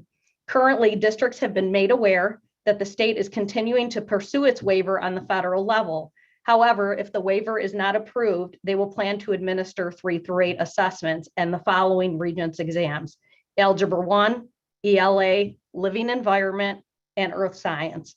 The department is proposing to cancel Algebra 2, Geometry, Chemistry, Physics, Global History and Geography, and U.S. History and Government. In addition, NYSED will propose to cancel the Regents exam scheduled for August 2021. Next week, March 15th and 16th, is when the New York Board of Regents will meet, and they will be proposing regulatory changes impacting testing and accountability measures. According to our contact at NYSED, with whom we just spoke on Friday, March 5th, the state will also be releasing administrative manuals and expectations to guide testing and protocols and procedures. According to the NYSED officials, per our communication with them, NYSED is also being mindful of the variability in the way that students are receiving their programming across the state in response to COVID, and they plan on providing much more flexibility than they had in the past with testing. However, this in specifics has yet not to be defined. The guidance is forthcoming and will be included in memoranda sent to school administrators and part of the school administrators manual for 2021. So as you can imagine, some of our considerations moving forward include concerns around test reliability and validity, variables regarding student participation, administration, duration, scoring, and access for learners in remote settings. We hope to have this information that's forthcoming on Monday and Tuesday to provide additional information. If we can move on to the next slide, please. So one of the items that we typically look towards when we're providing this information as part of our student outcomes data is the graduation rate of our graduates. And I think someone mentioned this actually in some of the accolades that were mentioned earlier regarding Dr. Katz and support for the district. So as you can see, over the last 3 years, Williamsville has maintained a very high rate of graduation. I know one of the questions that we have been asked is regarding exemption. So last year, when the Regents exams were canceled, the students who were earning the course credit, meaning they passed the class, were awarded exemptions in the Regents exams associated with those classes. We had 824 seniors as part of our graduating class, and 26 of the seniors received one or more exemptions. So that total really is not a significant amount, but we wanted to make sure that you knew what that number looked like. If we can move on to the next slide, please. Advanced placement is also typically another metric that we report on for our student outcomes, and we are able to garner this data because we've had this administration take place for the last 3 years. So you can see on the screen, going to the far right, our results from the 1920 school year. In the spring of 2020, traditional paper and pencil AP exams did not take place. These exams were administered by the College Board as web-based response items, and you may have heard that they were also marred with technical difficulties across the country. It did appear, though, that students by and far did very well, and that colleges accepted the vast majority of AP credits in the same way that they accepted them in past years. Next screen, please. Our model of teaching and learning continues to be predicated on responsiveness to students. This is done so by gathering information, responding to students using an instructional cycle that you can see here on the screen, assessment, analysis, and action. This is also known as data-driven decision-making. This systematic approach allows us to focus on individual growth and improvement.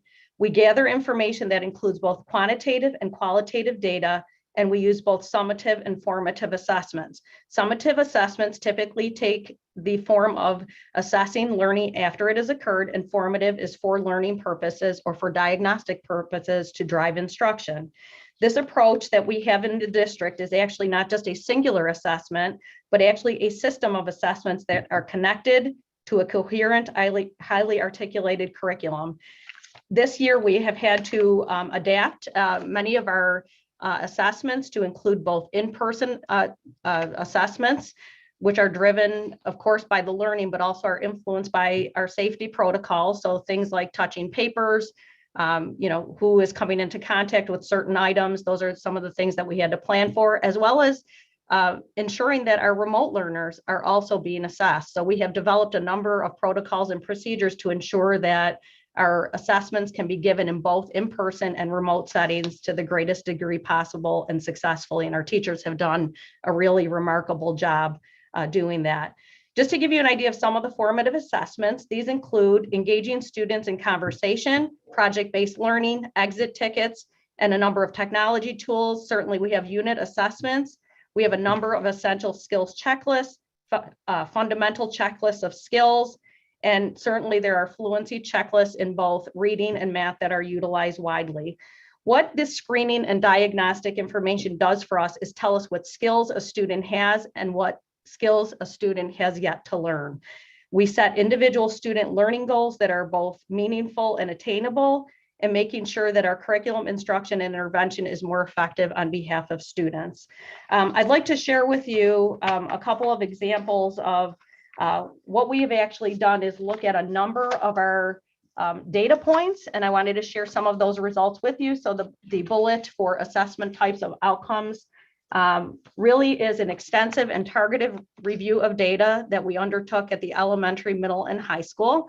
Certainly, it's not all inclusive of every source that we have.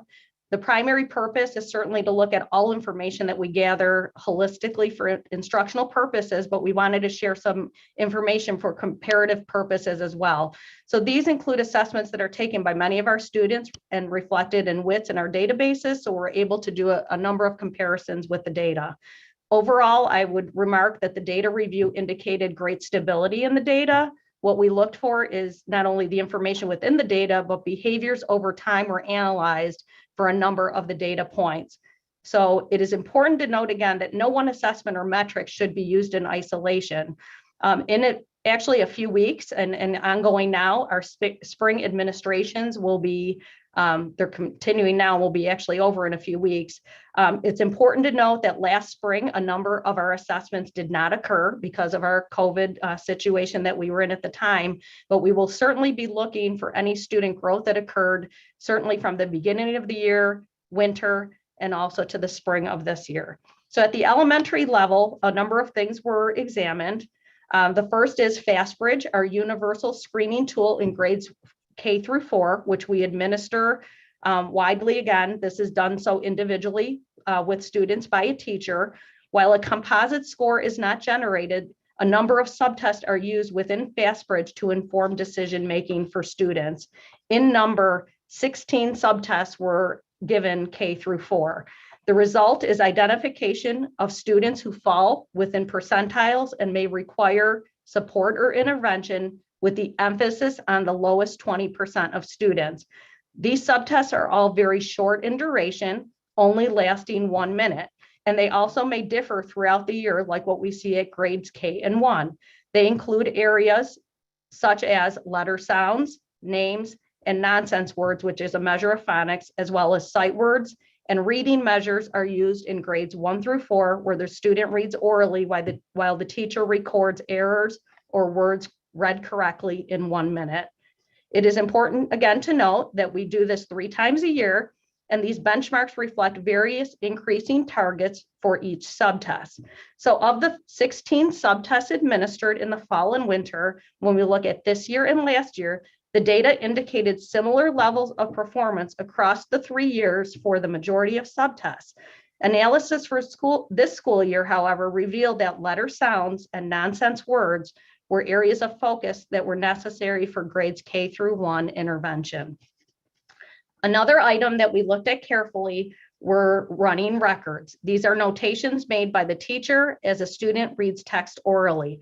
This includes both decoding and comprehension.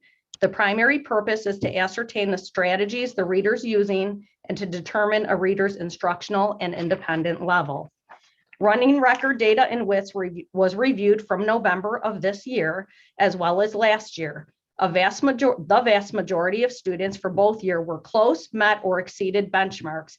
In fact, 83% this year was the number of percentage of students that fall into those categories. We will compare our November running record data to the next running records administration, which is actually occurring now and will end soon. So the data will be available very shortly.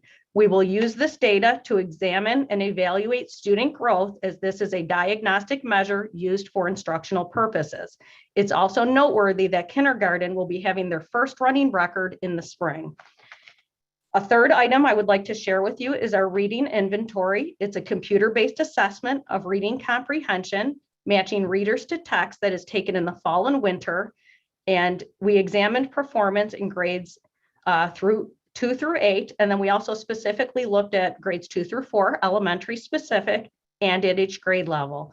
Performance in this case was reported in scaled scores for each grade level and was geared towards personalized instruction for students. Stability, once again, was evident in both assessments from 2019 to 2020, such that a vast majority of students were performing at the proficient and advanced levels. The performance at the lowest level, which is called below basic, was 5%, for grades 2 through 8, the same in 2019. So that's the stability component, and 7% for grades 2 through 4 in 2020, which is actually a decrease from 9% in 2019. So that is showing some improvement. In fact, when we looked at each grade level, 2 through 8, we saw the same hold true, with improvements happening at grades 2 and 3, stability at 4, 5, and 6, and a very slight increase at grades 7 and 8 from 2 to 3% and 3 to 5% respectively. Lastly, for elementary, and this was a great deal of data analysis that took place regarding performance levels on the students' report cards. So for elementary, they're not really called report cards, we call them progress reports. And what we use are the following: at or above or below performance level. So there are 3 categories. They are recorded 3 times a year: November, March, and June. So what we did is we looked at this data for reading and math at the elementary level for the past 3 years. In kindergarten and math, it's important to note that students at those levels are evaluated using standards-based checklists for period 1, which is the first trimester, and those are called reading readiness and math readiness. Following this 3-year analysis of the performance levels, values remarkably were nearly identical with all elementary grades, with the majority of students at or above the performance level. The one area that we are going to keep our eye on, however, was grade 1 reading. This did show an increase of 15% from the previous year, and we will need to monitor this for improvement for period 2, as grades will still soon be closing for this marking period. In fact, I believe report cards will be finalized by March 19th. All other values indicated steady, strong performance at or above levels for both reading and math. Lastly, at the middle and high school, we looked at different kinds of measures, and I know we've had a few questions regarding grades. We've had also some questions regarding failure rates by comparison this year to last year, and recently we also received a request regarding honor roll information, so we wanted to share that with you as well. So for middle and high school, what we learned as a result of this data analysis is that 74% of students at the middle level are on the honor roll. That was 80% last year, so it's fairly similar. And this year, 60% of our students at the high school level are on the honor roll, by comparison of 57% last year. For the grades comparisons, we actually looked at 2 items. We looked at students failing 1 or more classes and students with averages below 65. And to make sure we were looking at a like comparison, we looked at quarter 2 for last year and this year. You may remember that last year, after quarter 2, when we went into quarter 3 and 4, we did amend and adopt a different kind of grading system. So that will be a little bit more challenging moving forward to make comparisons. But for the last 2 years, what we learned is that the grade comparison also remained very similar, with slight decreases at the middle school level of the number of failures, around 2% and around 4% for high school. By numbers wise, because we have so many students, that really ends up being a very small amount. But what I'd like to point out, it really isn't about the quantity. Part of why we shared our systems and structures is to also note that we have extensive supports for students in our district. It's not only important to call out the numbers and call out the outcomes, it's also about what we do with the information. So I've noted here on the screen for you, just as a reminder, and you've heard some of this before, in order to inform instruction and provide intervention and support, and I would also say advancement and enhancement for students, we have response to intervention. We have what we call universal response systems. And what you'll hear about too from the principals in a few minutes is the additional supports that are available at the building level, some of which do occur on Wednesdays. So we want to make sure that that is also articulated. May I have the next slide, please? So just again, as a reminder, this is our RTI triangle. Why this is important is if you start from the bottom up, what this is showing us is that as a result of classroom instruction, 80 to 90% of the students will receive their instruction there in the classroom and have their needs met by that core delivery. As the triangle moves up, what it is also saying is for some students who may be at risk or where there are challenges or struggles, we would expect that there would be some interventions taking place. These are both in small group and individual formats. So what that leads us to think about is there will be a population of students, and it depends on the skills, it depends on the coursework, it depends on a whole host of things. Some of it does depend on their learning model and the receptivity to that and how successful some of these supports have been for them. But we will expect in any given year, and this is no exception, that we will have to continually monitor where students are, because our core instruction will serve most students well, but there are students who will need more than that. And that is important to know, that we know that, we're prepared to address it, and we're prepared to support it. I would also venture to say, and we're all very well aware of this, is we are still in a transitionary type phase.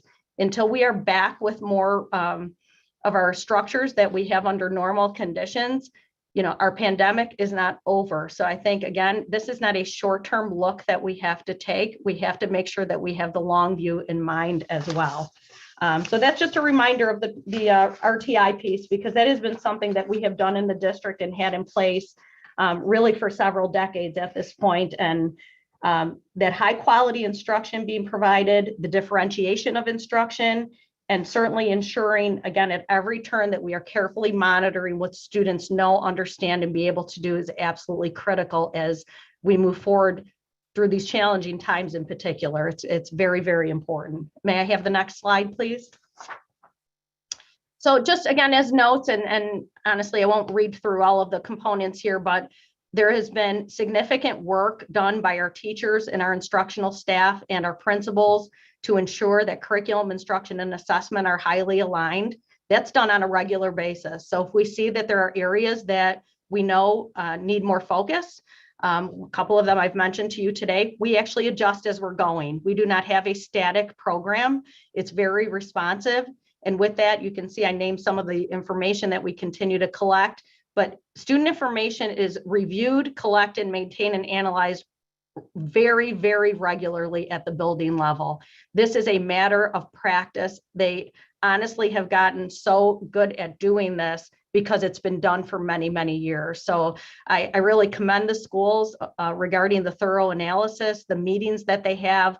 They do it formally, they do it informally. And the purpose is noting the current status, so current understanding, monitoring the progress and growth, and certainly determining supports. But I would also say, again, not only interventions, but also opportunities for extension and advancement are also planned on the data. So besides all of that, we also have intervention teams that provide a lot of structures. On to the next slide, please. So really just for your reference, and again, this is more for reference purposes only, we included in this presentation some information we have provided previously on our child study teams. These are also structures for support that serve to ensure that there is a system for identification, response, and action if in fact a student's challenges persist or if a present and persisting challenge emerges. Certainly in any given year, and this one's no exception, challenges or struggles may exist for students academically. For some students, they may struggle a bit more if they've had past struggles, whereas others, as we have heard, are actually excelling, maintaining, or exceeding where they have been. We will be better able to assess all impacts as, fortunately, when we make our way past this, we will continue to monitor and make sure that we are continuing on the positive trajectory that we are on. I would just lastly like to say that schools are continuing to actively work to implement action steps and find strategies to meet students at all levels, wherever they may be. So with that, I would like to invite just briefly Mr. Bowen and Dr. Jakluski and Mr. Swatland to share with you some information regarding progress monitoring and supports at the level of instruction. They are not speaking just for their buildings, they are speaking for their levels. And as always, we appreciate and encourage the continued partnership with parents and guardians regarding conversations with their teachers and principals wherever they may have questions, concerns, or anything regarding progress, intervention supports, or advancement for their children. So without further delay, I would ask if Mr. Bowen can start us off and share some information with the board and with our public. Great, thank you, Dr. Balin. I appreciate you welcoming me, and thank you to the Board of Education. A few weeks ago, Dr. Balin called me and invited me to come And the first question was, how do we support students? Just as a general guide to our conversation. And in a word, it's responsiveness. I will have to say that our teachers are doing a phenomenal job with everything and here in school. And we are taking a very deep analysis of each child on a case-by-case basis. As Dr. Balin alluded to, we do have a plethora of data at our hands. Each school at the elementary level has a system in place in order to track student data and to watch it over time. So no student is going to fall behind or fall through the cracks. We meet regularly, and then we reshuffle and re-examine what we're doing in order to meet all of our student needs. Some examples of that coming from our data meetings have been restructuring intervention services here in the building. And also what we've done is for students that are hybrid on their off days. So for example, a Monday, Tuesday student, we will bring them back into the building on Thursdays and Fridays during their intervention block in order to give them additional support that is needed. Again, we work with parents to make sure that that is okay. We're following all of our safety standards. And if a parent is unable to do that, that's okay too. We will try to make that work online as well. For our, we have also invited in cases for some of our students that are fully remote, we've offered the same option to them as well. And many parents have taken us up on that. In addition to just our intervention, it's also noted that for enrichment opportunities as well, we have offered that students do come into the building on their off times to be engaged in enrichment activities, which has been an awesome thing to have here. Dr. Balin alluded that on Wednesdays, what does that look like? What are we doing?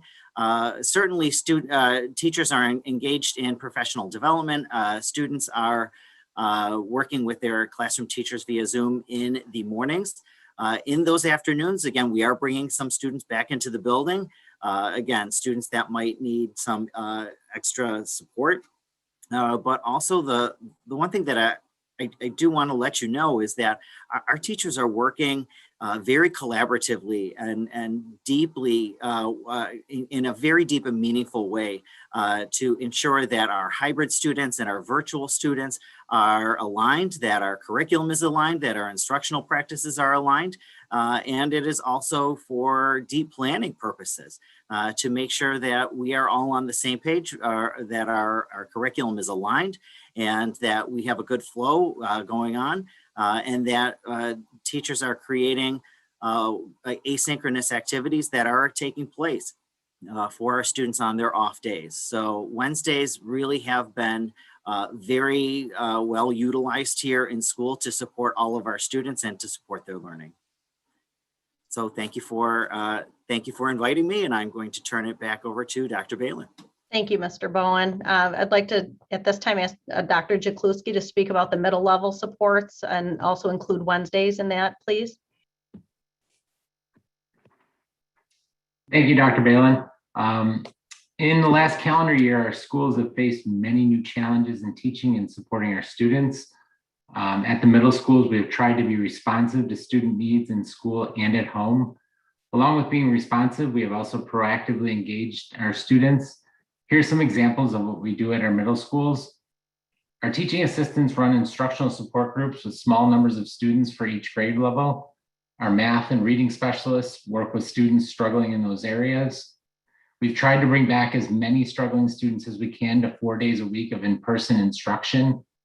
We have office hours open to remote-only students and in-person students. The office hours typically extend throughout the day on Wednesday and before and after school on other days. We have more opportunities than ever to work one-on-one with students. We bring struggling students into our buildings on Wednesday for extra support and guidance. We do makeup and review sessions for students that have missed classes. This includes recording lessons for students to watch for the first time or for review. We have homeroom team building activities to promote social emotional learning, including community circles, online games, and online breakfasts. We're able to provide more thoughtful feedback to students on their work. We do home visits and drop off materials to families. Our technology integrators are able to work with students to optimize the use of technology.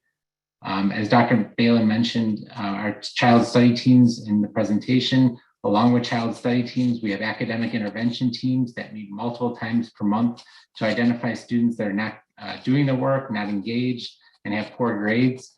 These students are assigned to a teacher to help provide them the supports they need, which may be organizational, academic, or finding a way to get them in the building more frequently. Our gifted programming specialists have also found creative ways to reach our students and provide enrichment opportunities, and that happens online and through co-teaching in classrooms. They also provide opportunities to work with students on Wednesdays. And most importantly, we do our best to be available and present for all of our students, whether they're in person or remote. We want them all to know that they have someone on their side to support them and encourage them in every way possible, academically, socially, and emotionally. So those are just some of the things that we do at the middle level. So I'll turn it back over to Dr. Balin. Thank you, Dr. Jakluski. We appreciate that overview for the middle level. And last but not least, Mr. Swatland, will you share with us high school specific information and also include some information about student supports on Wednesdays, please? Sure, absolutely. Thanks for having me tonight. I think it's important just to start off and to acknowledge, how the pandemic has affected everyone this year, and make sure that, we always take time to reflect on the challenges that we've faced, and also the great work on the teachers' part and the great effort that our students have put forth throughout this year. So the pandemic has obviously affected everyone differently. And just from the high school level, it really starts with data analysis and being able to look down and use comparative data from last year to this year to see how the building is doing as a whole, as well as how students are doing and how we can best support our students. Chris Zachary has been amazing with being able to ensure that WITS continues to give us information that we need. He was able to add the codes or the cohort codes for the students on our student query site, which made it easy to see how the remote students were doing versus the in-person students, and to be able to really drill down into that data to understand really what's happening. So we've brought in a number of students on Wednesdays in the high school, between special ed students and gen ed students. Specifically, at East High School, we have Carla Catalano, who's our reading teacher. She's working with students throughout the entire day, and students are on the third floor in the library. We have gen ed teachers that go in and work with those students as well, and she's really the catalyst for that. She communicates with the teachers, lets them know what students are going to be in the building, along with our mental health team, and make sure that they have the supports that they need. So really, she's been invaluable. The special education department works with students for just over 2 hours on Wednesdays, and they're broken up into different groups, different areas by grade levels, and the special ed teachers go back and forth. And when we had different rules, we had to change how we operated when we had the quarantine rules in place for an hour. But now that rule is no longer in place, the special ed teachers are able to work with the students longer in those areas. So, and this is throughout all 3 high schools as well. We have individual counseling sessions with our mental health team supporting students. All teachers have office hours on Wednesdays that they work with the students. And again, through that data analysis, we're able to schedule students into AIS at East High School through data analysis, through students completing the mental health survey that we send out about every 7 weeks. We're able to invite back 130 students for an additional day. And out of that 130 students, we had 75 families take us up on that. So we were able to bring back a number of students for an additional day in school. And we talked to a lot of remote families. And obviously those are sensitive conversations because the students aren't in for a reason.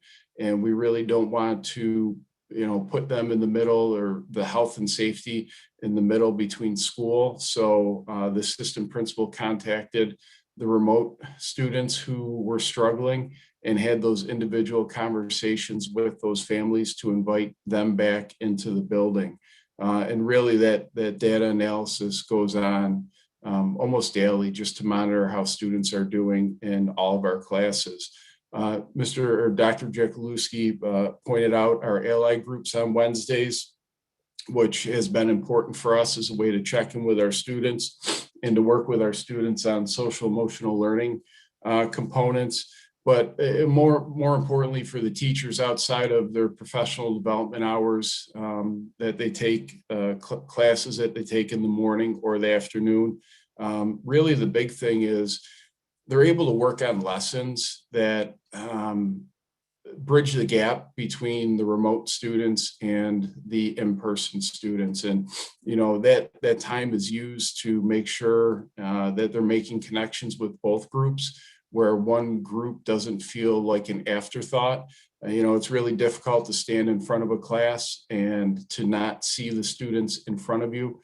But to ensure that we're meeting the needs of our remote students, the teachers have done a lot of work on that, as well as the collaborative work within departments and using technology and trying to figure out which is really the best technology platform for the lesson that they want to get through. And there's been an increased workload on the teachers, and they've really had to reinvent ways to connect with students. And that's the most important thing, is building those relationships with the students. Without that relationship, nobody's going to excel or achieve all that they can. So, they've had to work on really how to build those connections with students. And, those are conversations that continue to go on Wednesdays, but really it's that bridging and supporting and involving, the entire classroom. So one classroom or one group of students doesn't feel like they're being left out. And, I observed a math class recently, and the teacher was able to seamlessly, involve the students at home in their activity, the students in the building in their activity, through group discussions at home, group discussions in the classroom, and then bring both groups together for a full class discussion, and use Jamboard to be able to, that was a technology platform to capture the learning that was taking place. And it was just absolutely amazing to see really the evolution of where we've come from last March to now. So thank you for having me, and I appreciate being able to share everything we do at the high school level. Thank you, Mr. Swatland. So with that concludes our formal presentation.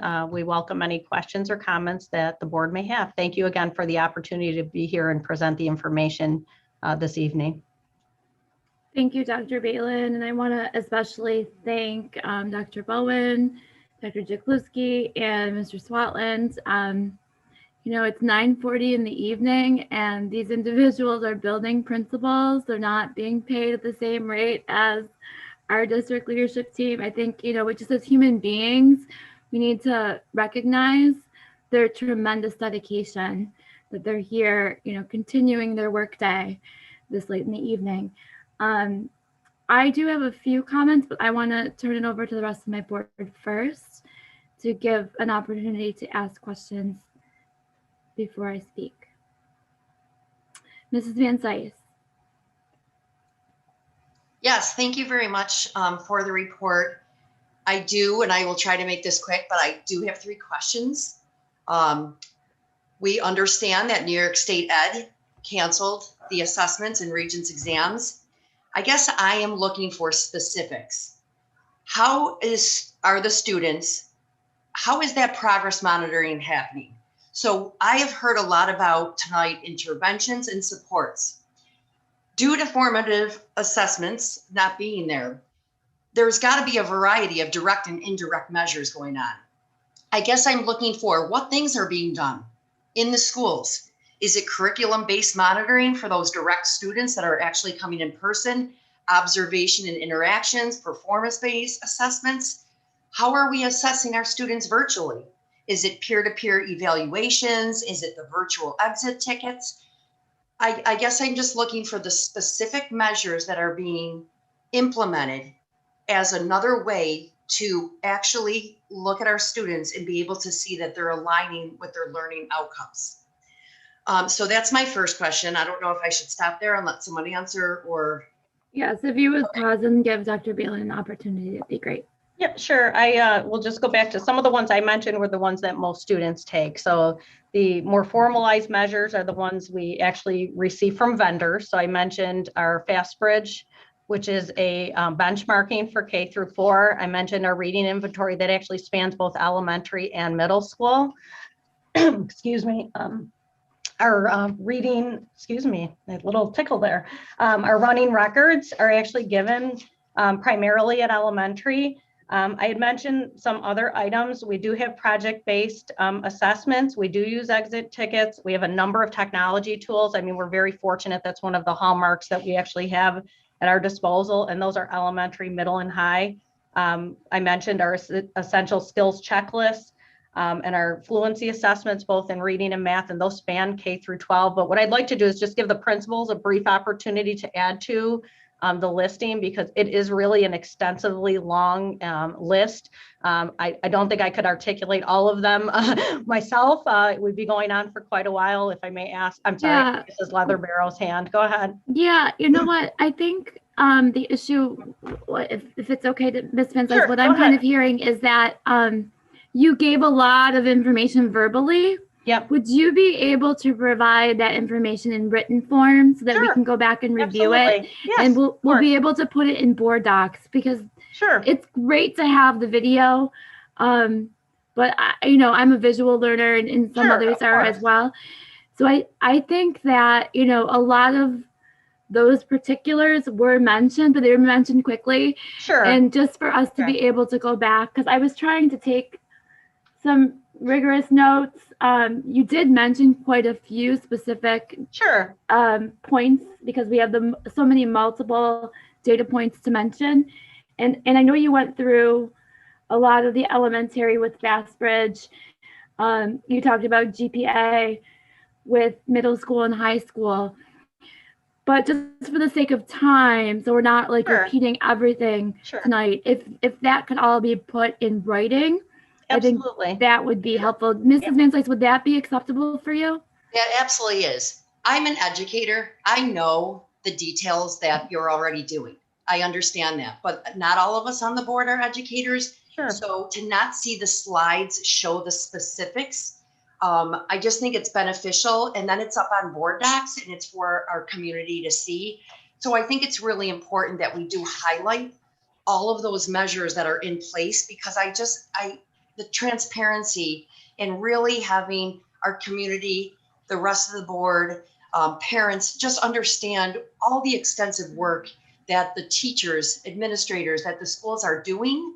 I think that needs to be directly in writing. I think that would be very helpful. So that's Sure, really what I'm looking at. Yeah, we'd be glad to do that. That's not a problem. We did include much of that on one of the slides with the sources, systems, instructions, but perhaps what we could do is build upon that and go into a deeper articulation of those items, and we'll produce that, and we'll make sure that that's added to our board docs.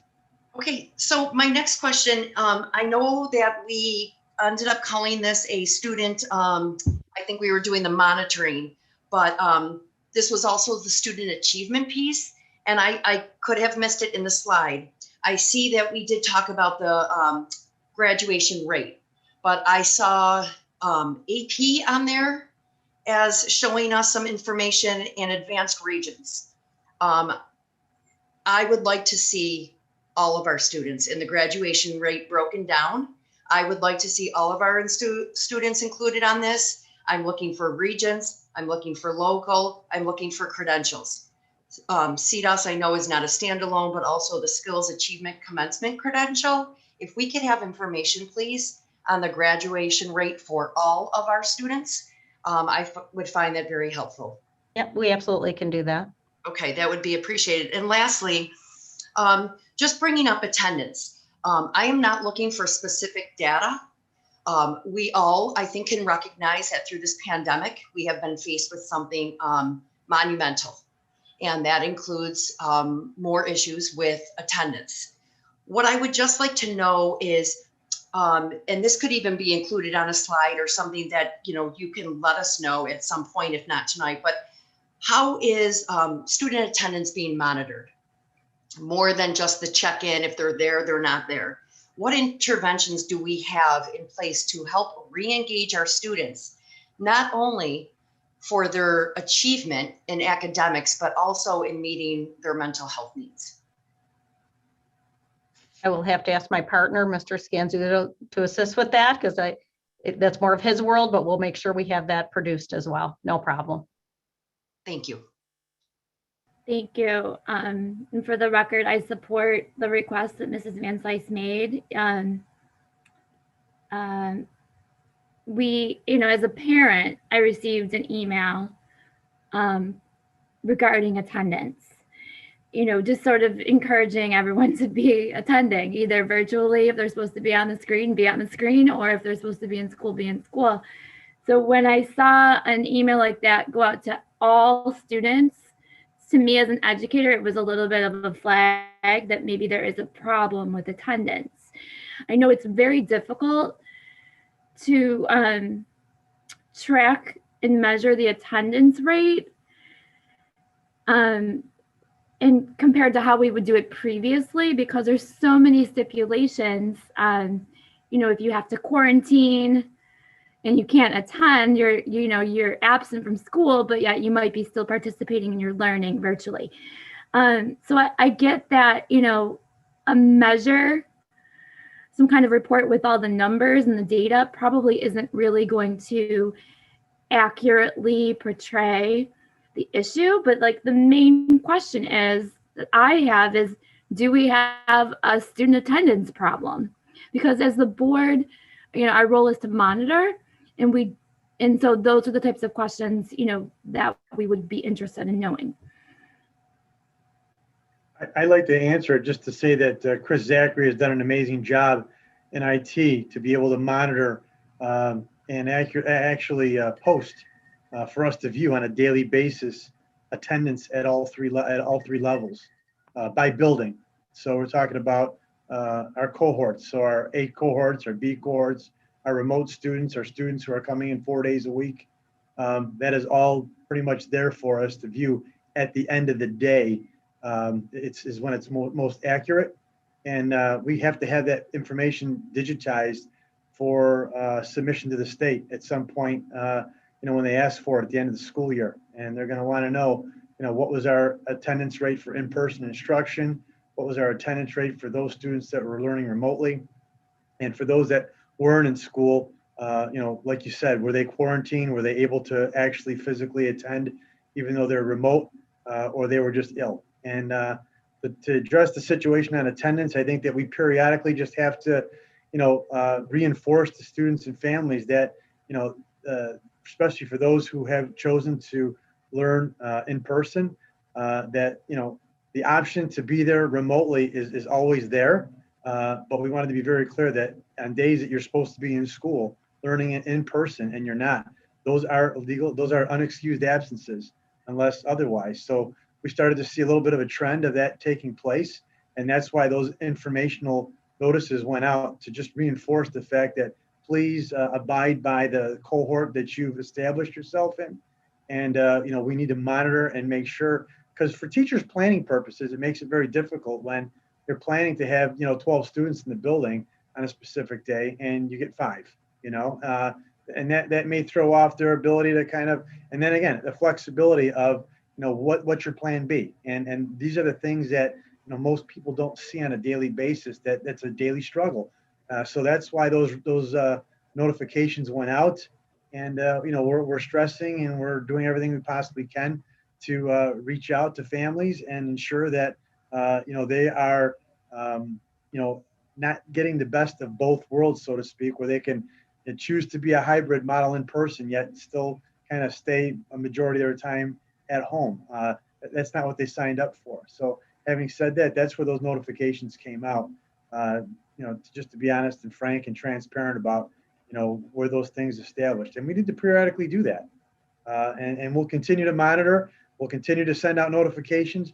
We'll continue to, have supports in our building, and we'll continue to have, teachers paired up with students as we heard from the 3 levels, to just check in on kids to make sure that they're well, and just that they're not having any struggles, that we can't intervene and provide some support for.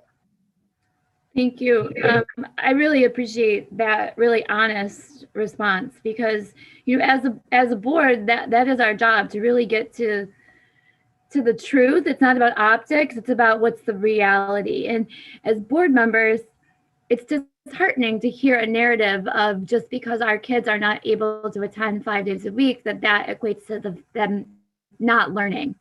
And I feel much more confident now because of Dr. Balin's report of all the different measures of assessment, especially at the elementary level, because we did hear about a focus area with letter recognition, and my literacy background knows, that makes sense to me because those are our youngest learners, right? That totally makes sense. And we also know that that's such a critical age, because all of your success in school is going to be based on your ability to read. So we, I just fully appreciate all the details that you're providing tonight. Getting them in a written format will make it easier for us to give an accurate depiction of what is really happening, because the truth is words matter.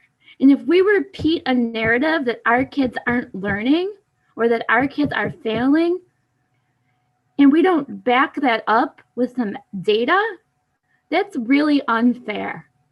That's really unfair. And it's a discredit to the amount of work that all of you are doing, and that all the work of all of our teachers. So I want to thank you for all of the details, and I look forward to seeing that in writing.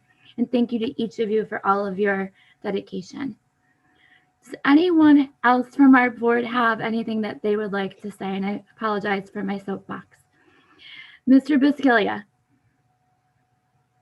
Thank you. No, it was well said, Ms. Slatherbarrow. I just had, I don't think it's a question, more of a comment or a concern. And, as Ms. Van Syce says, I also am a teacher and an educator, so I kind of understood some of the lingo, being thrown around. I guess it's a concern, and this would be not just for Williamsville, but most districts, is I'm not as concerned this year, but the future years. Especially, again, it centers around the elementary age. As Ms. Slatherbarrow said, it's quite simple. You're not going to do well if you can't read. And I really want us as a district to concentrate. I know we can recognize through fluency tests and word recognition and those type of tests, the lowest learners, but I think it's the most difficult to recognize just so that level where they're just below or, right on the cusp of needing that intervention.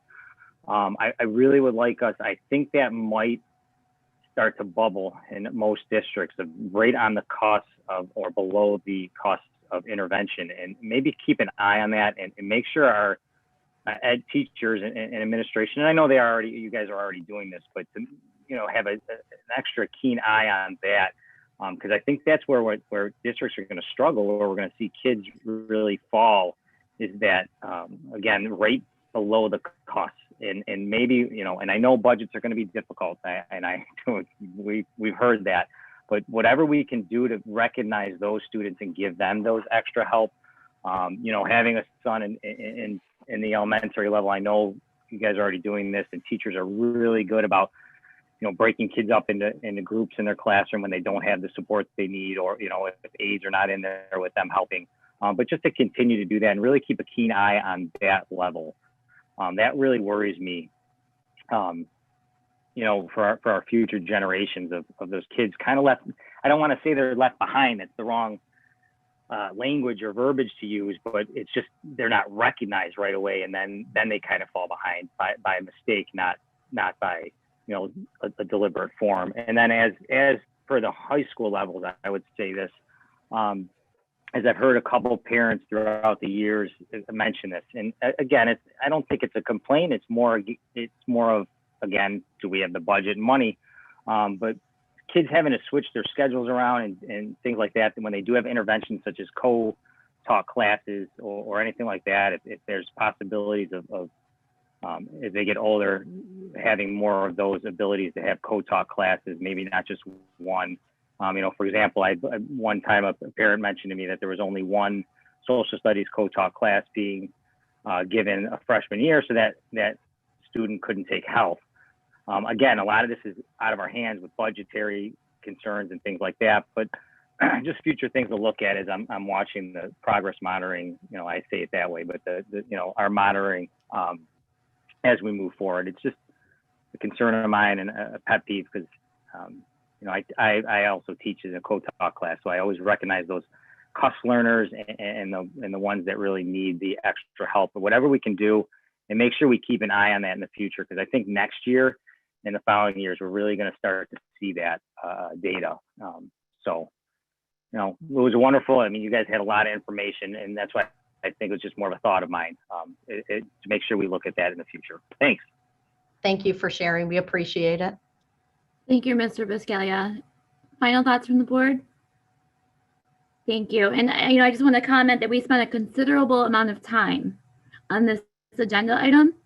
And the reason for that is because that's why we are here right now. Okay? This is a learning institution. We monitor student achievement and student learning, and there was a great deal of talk about mental health supports rolled into that presentation. So if someone's not interested in the student achievement data, then they're in the wrong spot right now, okay? Because that's what we're about. We're about kids and we're about learning. So thank you to each and every one of you. Please continue your work, and we're gonna move on with our agenda, okay? Thank you. Yeah, so we are on item 17. There are no personnel matters to discuss at this time. Item 18 is the facility update. Dr. McKenna and Mr. Matursky, I turn it over to you. And again, I'll turn it right over to Mr. Matursky. Thank you, Dr. McKenna. So the facility update has some very good news. I have shared with the board and the community that our music project, the additions at North High School and at East High School are ahead of schedule. And when we come back from the April recess, we will be able to have student occupation of those areas. So that's, again, very good news. We're happy to be able to provide the sites to our students and our staff sooner than planned. There will be, of course, some additional work going on externally to finish it up when the weather changes, but generally speaking, everything inside will be complete.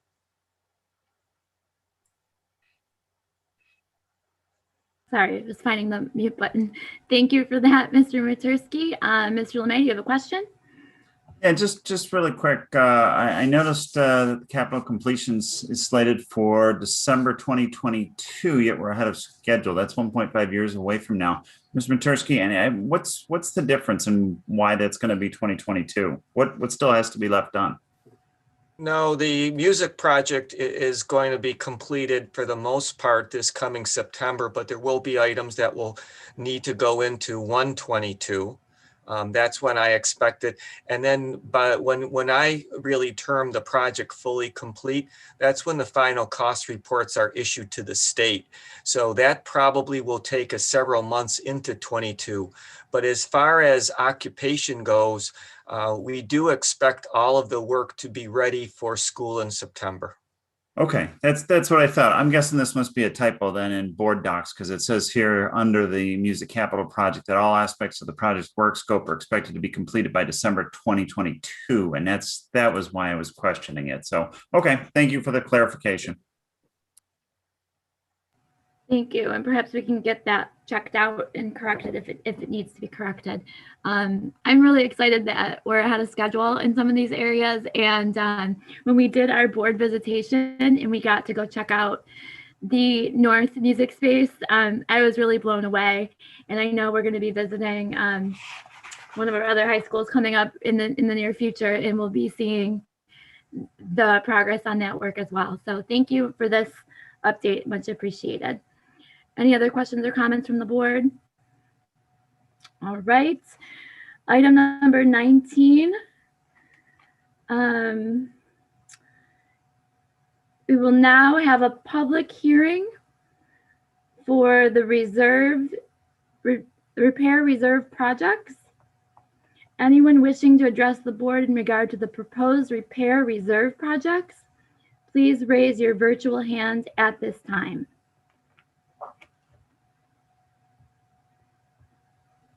I'm going to click on attendance. And this is for commenting on the repair reserves. And I recognize Ona Strang. If you would like to speak on this, you can go ahead and unmute. Hi, sorry. I do not have my hand raised. I do not even know how it got hand raised. I apologize. So I do not have anything to say. Sorry. No worries. The rest of the board, help me out. Does anyone see a hand up?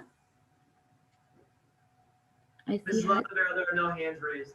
Thank you, Mr. Filipowski, and thank you to my board members that are shaking their heads and just making sure I'm correct here. All right, so at this point, we're on 19B.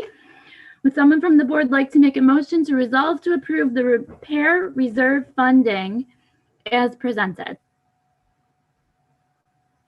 Thank you, Mr. Borenstein. Mrs. Van Cise is a second. Is there any discussion? Seeing none, all in favor? Seeing all hands up, motion carries 8-0-0. 20, there are no matters to discuss under special needs and student activities. Does anyone have a matter to discuss under committee of the whole? Okay, thank you. Correspondence, I want to point out the letter that's in board docs. This is a letter that was sent from the board to the New York State Commissioner asking for an update on guidance and advocating for our students to be able to return to school full-time in person safely. And I want to thank Crystal for drafting the letter. Thank you for your work on that. Much appreciated. Any other correspondence that anyone wants to discuss? All right, thank you. Our next item, would someone like to make a motion to recess the regular board meeting? And the reason for that is because we're going to be going into our budget public forum. Thank you, Dr. McClary. Mrs. Van Cise is a second. All in favor on the recess into the budget public forum? Seeing all hands up, motion carries 8-0-0. I would like to call the budget forum to order. All board members are present except for Mrs. Beeger. Dr. McKenna and Mr. Matursky, would you like to start the 2021-2022 preliminary budget presentation? Again, I'll turn it right over to Mr. Matursky. Thank you, Dr. McKenna. So this meeting is scheduled on our budget calendar for the district to present a preliminary budget. So what we will be doing, if we could just please move to the next slide. We will be outlining a number of items here and building upon what was presented in both February and January. So, of course, we're going to start with the revenue picture, and we'll share some updates on federal aid, on the tax cap calculation, and on the other revenue, then move into the required program continuation expenses, provide a synopsis, a budget summary, move into a review of what our budget decision-making process and what our criteria was, and which we shared in February, show how we followed that criteria and the selected budget reduction items. And then with that, I'm glad to say that there are no major program reductions that are included in this preliminary budget. Go over the status of what we're looking at for the next year as we stand today, provide some estimates on tax rates and tax bills, and then what the final action steps are and preliminary budget discussion. So that will be the outline of what we will be doing. If we could please proceed to the next slide. So between the February meeting and this meeting, we did receive some information from Representative Higgins on the federal aid. So this was the aid that has recently been passed this week.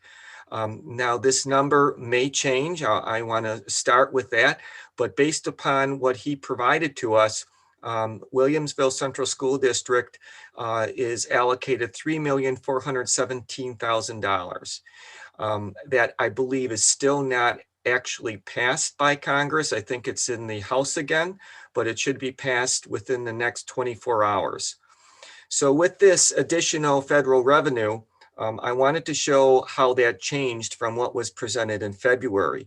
So February, as you may remember, we had $9,607,193 of federal stimulus monies that was from December, what the federal government passed in December. And what I mentioned there is those dollars were available for use over 2 years, the 21-22 school year and the 22-23 year. So due to some other issues, which we'll be talking about from New York State, the entire amount was allocated to the 21-22 budget. With the addition of this additional $3,417,000, I have been able to increase the revenue by $417,000 and also move $3 million to the next budget year. So of that first December federal revenue. So that sets us up into a little bit better position regarding the long-term plan for the next fiscal year. And I'll be discussing that in a lot more detail as we get toward the end of the presentation. So if we could now move to the next slide, please. The other thing that has occurred since our last meeting is that the tax cap was due on March 1st. So this is the final tax cap calculation that was submitted. And the two key points are that the district is under the tax cap and the increase is 2.59%. So essentially, I'm just going to go through the major items here to allow the community to understand how this works. So you always begin with the prior year tax levy. That's multiplied by growth factor, which is really based upon assessments. And that's provided to us by the New York State Department of Finance. That we then take that total and we add our budgeted pilot payments. And those are the items that are not actually on the assessment rolls, provides us a subtotal. And essentially that's multiplied by the state given CPI rate, which is 1.23%. That subtotal, then you need to reduce the pilots you're planning for the next year. And in the last meeting, I did review that those numbers are going down due to properties that are no longer going to be associated with a pilot agreement. So that creates a new subtotal of $133,789,616. And there are no other exemptions. So that really becomes the tax levy limit. So the tax levy increase limit is $3,374,616. And there was a slight carryover in that the district was under the tax cap last year, as it has been since its inception, of $7,956. So the actual total adjusted levy increase may be up to $3,382,672, or a limit of $133,797,572, 2.59%. So for the preliminary budget, the proposed levy is $133,790,000. It's a levy increase of $3,375,000, and it's a 2.59% increase. So can we please go to the next slide? So this is really another revenue projection. It's similar to what you received last year, but with the two major changes. I've already talked about the federal side, and I've already mentioned the tax levy. So all the other items are the same. The one thing, though, that I do want to mention in this that's very important is at the very bottom is the fact that there is a reduction of the levy. And for anyone who may not have been at our last meeting, that's due to the fact that the STAR program is the program that allows our taxpayers to have a reduction on their tax bill or receive a credit on their income taxes. In the past, New York State would provide the district with that amount of money because we were not collecting it directly from our community. In the current governor's proposal, that number is no longer going to be provided. That revenue is not provided. So it creates a net revenue situation. Now, this may change when there's a final state budget, but for where we are today, we need to recognize this as a revenue reduction. So essentially what that does is it reduces that levy that I just mentioned through the tax cap to $125,106,321. So that's a major decrease for the district, which we have to certainly manage when it comes to balancing the budget with the expense side. So if we may now proceed to the next slide. This slide has not changed from the prior month. All the numbers on this slide are the same. So we have a $5,821,237 increase. And again, these are for required increases that are either contractual and needed to sustain the current programming that we have in the district. So with that amount, it's a 2.92% increase if you're going to the current year's budget. The other thing I do want to point out again is it does show a look of what the expenses are for the next year. And that's really done just to provide a kind of a balance of what we are looking at in the future. And the increase you're going to see is significantly lower on salaries. And again, I want to explain that that's just a 2% on base. So that's important for us to know. Certainly there are labor agreements that will probably be coming due in the near future. And so any additional increase above that will increase this number. And then again, there are a couple other items that are unknown. And then the BOCES services is something that we anticipate an increase due to that almost being like a cost of living type increase. So if we could please go to the next slide. So here's a summary then of where we are. Our revenues are 198,587,864. The expenses, as you just saw, were 205,029.67. So we have a deficit of 6,433,103, and that includes an increase of 417,000 from February due to the new aid that we're receiving from the most recent bill. So if we could now go to the next slide. So going back to what our criteria was for making reductions. We wanted to minimize any significant impacts to the core instructional programs. We wanted to minimize significant impacts to the instructional student supports for educational learning. And we did not want to dismantle the non-mandatory program structures, which really would allow us to very easily add these programs back when additional revenues are provided on a sustainable basis in the future. So we want to allocate reductions in an equitable manner across all K-12 and all support areas. Consider proportional reductions rather than a number of areas that you have large reductions. And consider that we will most likely have a need for future budget reductions in the upcoming years, whether it be the 22-23 budget, 23-24, or 24-25. Again, no one quite knows the future, but going back to what happened in 2009 and 10, that was a multi-year reduction scenario. And so again, we want to make sure we are addressing the reality of what could be a deficit situation. So if we would go to the next slide, thank you. So this is how we moved forward to address that $6.4 million budget cap. We started by reducing 25% of contractual supplies, equipment, and conference codes. And that equaled $1,773,703, and that saves programs because it's not addressing any direct program. I also want to make mention that the reduction amounts, and you're going to see it on the next slide, what the totals were. But there are also some items that were excluded from that because not all areas could be reduced. And I wanted to share with the board and the community that we're aware of that. So areas such as the health area of our district, we did not take anything out of those codes. Areas such as special education, we had private placements, for example, contractual code. We could not take anything out of that. So selected codes that we know we needed to maintain the current budgets, they have been maintained. Going on down the list, utility budget, we reduced $150,000. Usage of planned fund balance. Mr. Mecca, you asked the question a little bit earlier on the transfer.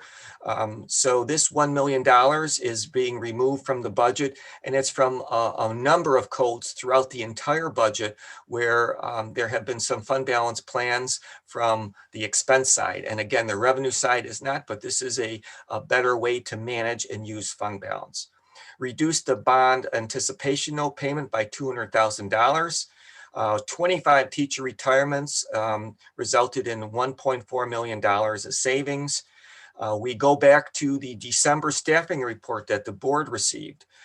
That showed that based on the information received at that meeting, that there was $588,063 in savings. So that was acknowledged. And then staffing plans. No major changes to the staffing guidelines, but just looking at our class sizes and going more to the upper limits where possible, or just maintaining them to a level that would allow us to equitably review without harming program about one position per building. So with that, the major thing here is all of these items save programs. And I would like to make mention that if you add the staffing report, which is 7 positions, and you add 13 from the other one, you're up to 20. And as you see, we have 25 teacher retirements. So we actually have some ability there to hopefully not affect anyone who is currently on staff. And then lastly, there's some administrative reductions, clerical and aides, again, being equitable across all areas of the district. Okay, could we please go to the next slide? So this slide, I wanted to show you this. It shows the numbers by detail and what they account for. You can see some of them are broken down by salary and benefits. But what I wanted to really concentrate here on are those top items: contract services, supplies, and equipment. And you see that the total budget for all of those is not as significant as many people may think. It's only $7 million. And that's the budget we have at the full budget for this year. So when you take off the 25%, that's when you're getting them down to about 1.7 million. But I've also showed 30% and 50%. And the reason for that is if you need to make additional adjustments next year or the year after, you can see that it may not be something that we want to do, but it's something that saves programs and it's something that's doable. So therein lies, some of the planning here for the future budgets. And then at the very end, I show that the amount that we have and where we got to the dollar amounts, which really was, again, from the staffing report in December, the difference between the salary and the benefits equaling those numbers so that you saw what it is on an individual basis. Next slide, please. So as we look at the major pieces of this preliminary budget, it's a working budget. We have the instructional programs are not reduced. There's no mandatory programs or non-mandatory programs that are reduced, such as music or athletics or other items. We're really minimizing teacher and staff eliminations due to the retirement and personnel changes. We're utilizing our fund balance. And we're also looking toward the future, which is extremely important. We have $3 million right now that's moved toward the next year. And that 25% reduction allows us some flexibility if we need it in other areas. The other thing I want to mention here is that the revenue side of the budget, as you saw from prior meetings, there's a lot of smaller reductions in other categories. And I want to highlight that those are realistic revenue estimates, rather than trying to inflate them and then really not achieve them. What this allows you to do in the future is you're going to be able to see those items increase as the economy gets better and as we exit COVID. And that's going to provide more real revenue to the district, which is going to mitigate any increases that we have on the expense side of the budget. Under the cap, which means that we're preserving the STAR refunds and credits that are for our taxpayers, our community, when they get their school tax bills. And it allows for easily to restore program, especially in those 25% areas. We could continue, please. So looking at the numbers, budget total at this point would be 198, 587, 864. That's actually a 0.31% decrease budget to budget. The levy is a 2.59% increase. The net levy again is a 4.07% decrease.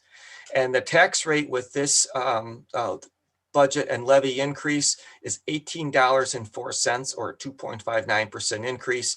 And I always say at this time of the year, that's based upon last year's assessed values and last year's equalization rates.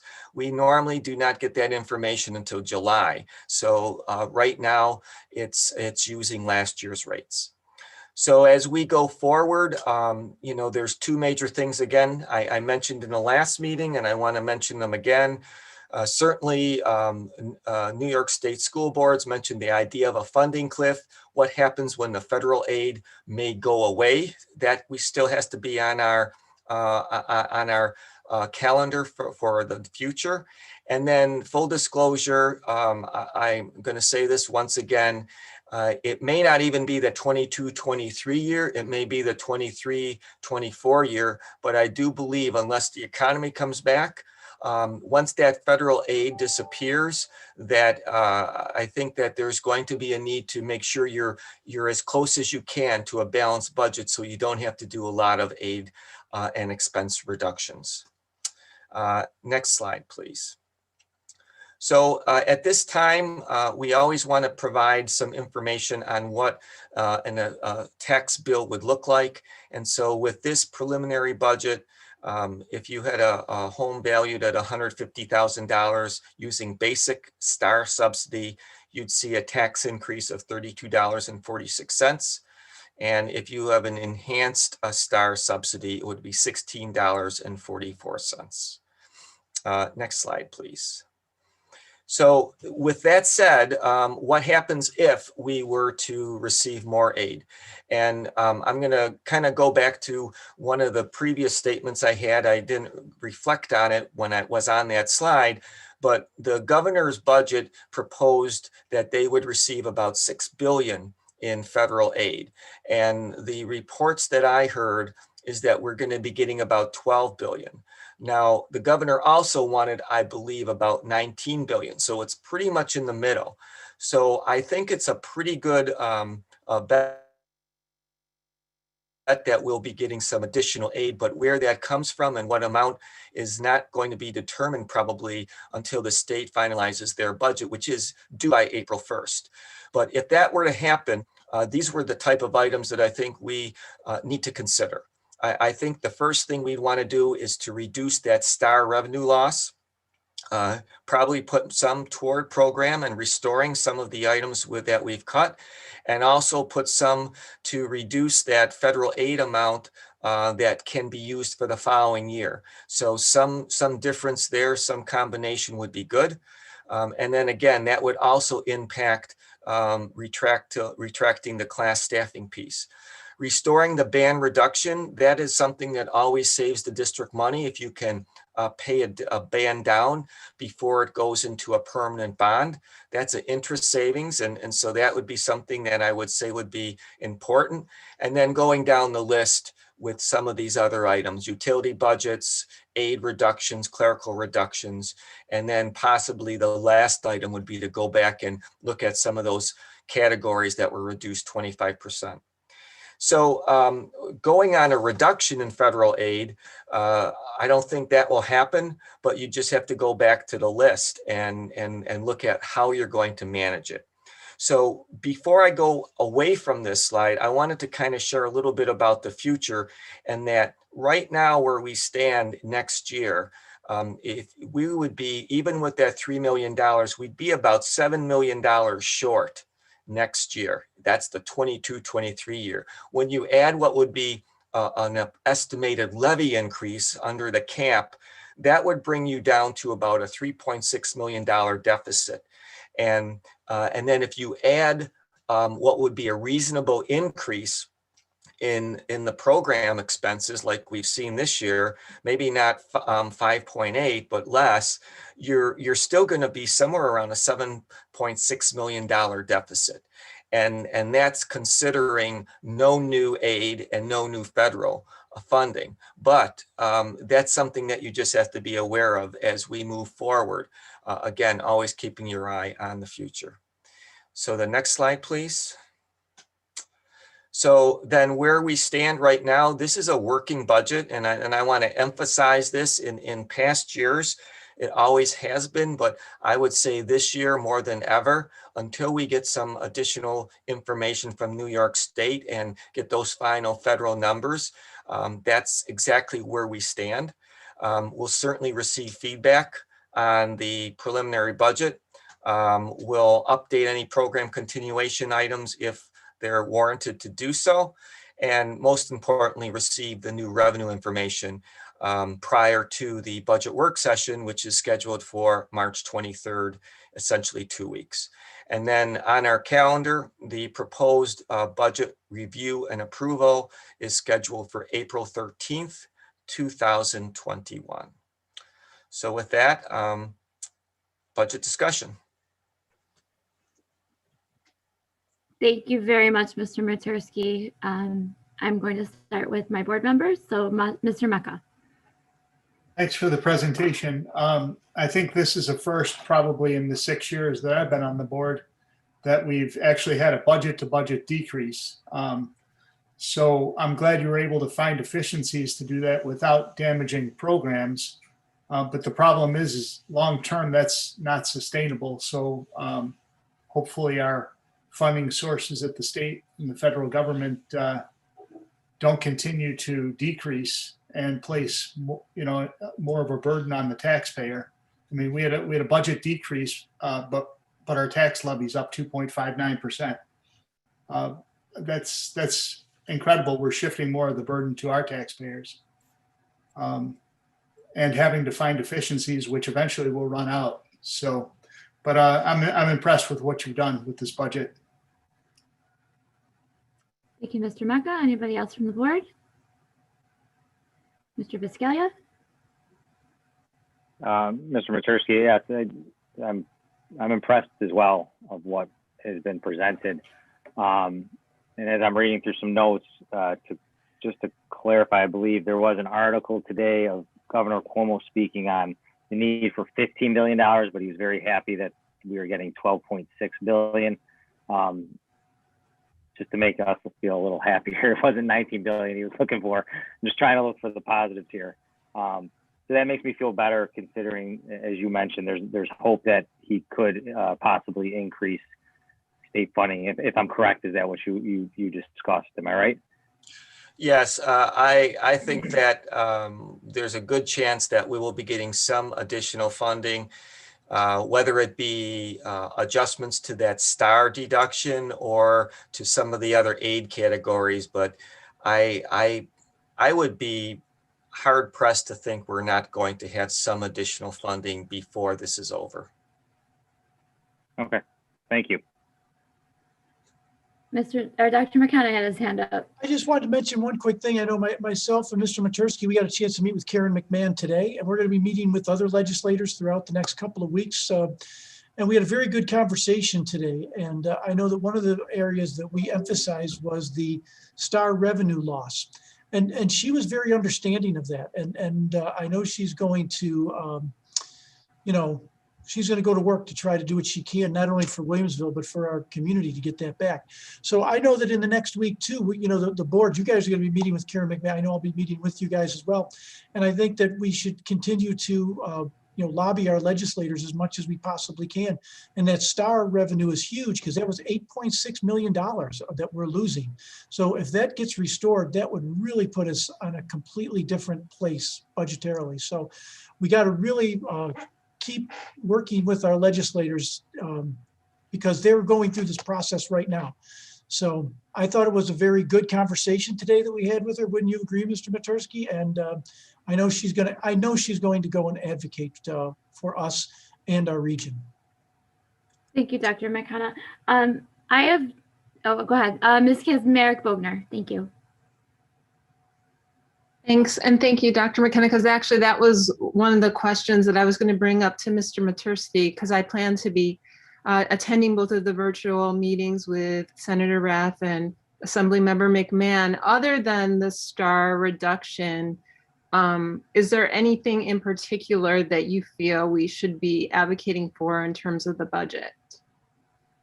Yeah, I think the other thing Dr. McKenna and I mentioned this morning was the elimination of the consolidation of what Governor Cuomo has called services aid.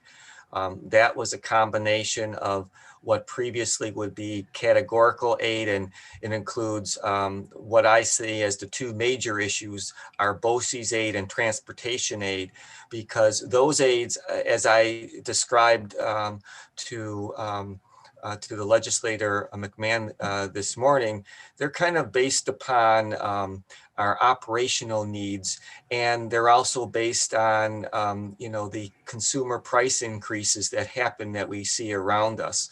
So the future for those aids being capped, which is what they are now, and in addition to being capped, we, as this year in the budget numbers that you have seen tonight, we're seeing about a $900,000 decrease in those items because of the caps that were in Governor Cuomo's preliminary budgets that he provided. So it's really a double item there that we would really like to see restored.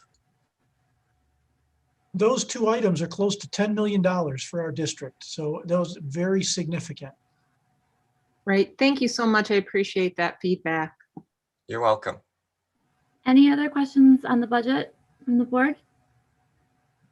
I do have two quick questions. The reduction of 25% of contractual supplies and equipment, the supplies and equipment pieces that are being proposed as reductions, will they have any negative impact on our student learning and achievement? Well, I think the answer to that is it's difficult to say yes or no, but I will say this as a response.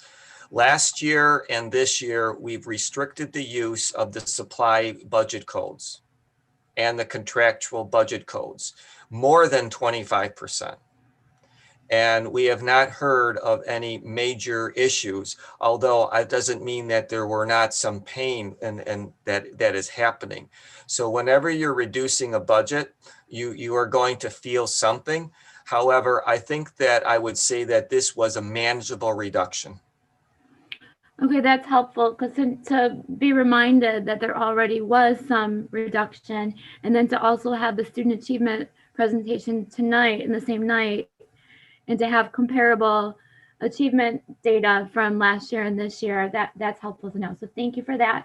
And then my second question is about the utilities, the savings of $150,000. And forgive me, I'm just thinking from a very practical way as a teacher. Is that savings going to make our classrooms colder? No, when we do our budgeting for utilities, you always have to consider the unexpected increase in how we purchase. We're a member of a consortium, and the board approved this actually last year in January. The Amherst Co-op closed down, and we joined a SMEC, which is really more school districts through Erie One BOCES. And so we buy our utility expense off the market, and we do so in this cooperative method. So we get good pricing, but again, you never know what's going to happen. You have a main event, you have a hurricane, all of a sudden the prices increase and that. But right now, this has no impact on any of the current heating schedules or on heating temperatures. Thank you. That's very helpful to know. And at this time, seeing no other questions or comments, Dr. McCleary, I'm sorry, are you signaling me? I was just saying, I thought Mr. LeMay's hand was up, but he can speak for himself. Are there any further questions or comments from the board? Go ahead, Mr. LeMay. All I was going to say is, Mr. Matursky, thank you again for taking a very complicated issue and simplifying it down to more layman English terms, and especially this year, helping with with a reduced budget and taking money that we were all concerned. I mean, at the end of last month's meeting, we were all in grave dire trying to figure out where we were going to get money to pay the bills, basically to balance the budget this year. And I'm very happy to see that we've been able to do it in such a way that we're not going to see a significant impact on education or the education process of our students. So I thank you very much again for all that hard work on that. Thank you. You're welcome. All right. Thank you. And I agree with that on all of those comments. So thank you, Mr. Matursky. It's great to see no cuts to instructional programs. We've come a long way in 2 months. So let's keep the good times rolling. We will now have our public forum for the budget only. I see 11 attendees still hanging on with us tonight. Anyone wishing to address the board in regard to the budget may electronically raise their hand at this time. Board members, please help me out if you see anyone with a hand up. Going once. Hands raised. Can you repeat that, Mr. Filipowski? There's currently no hands raised. Thank you. That's what I thought you said. Okay, thank you. So in that case, let the record indicate that no member of the public chose to speak during the budget forum tonight. Would someone like to make a motion to adjourn the budget public forum? We're adjourning the budget public forum. Thank you, Mrs. Van Cise. Second, Mr. Buscalia. Thank you for that. Any discussion? Seeing none, all in favor to adjourn the budget forum? Mrs. Van Cise, are you frozen? Are you okay? Thank you.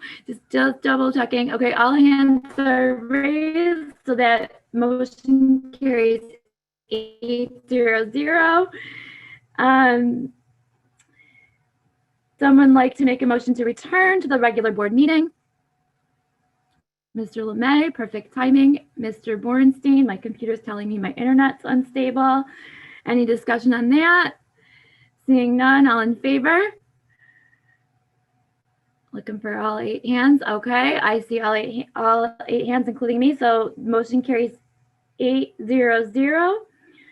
All right, so we will now be going into an executive session. So may I please have a motion to adjourn the regular board meeting and recess into executive session to continue the discussion on collective negotiations. Mr. Borenstein, thank you. Mrs. Van Cise is a second. All in favor? Motion carries unanimously, 800. We are adjourning into executive session. Board members, I will meet you in executive session in about 3 minutes. Thank you.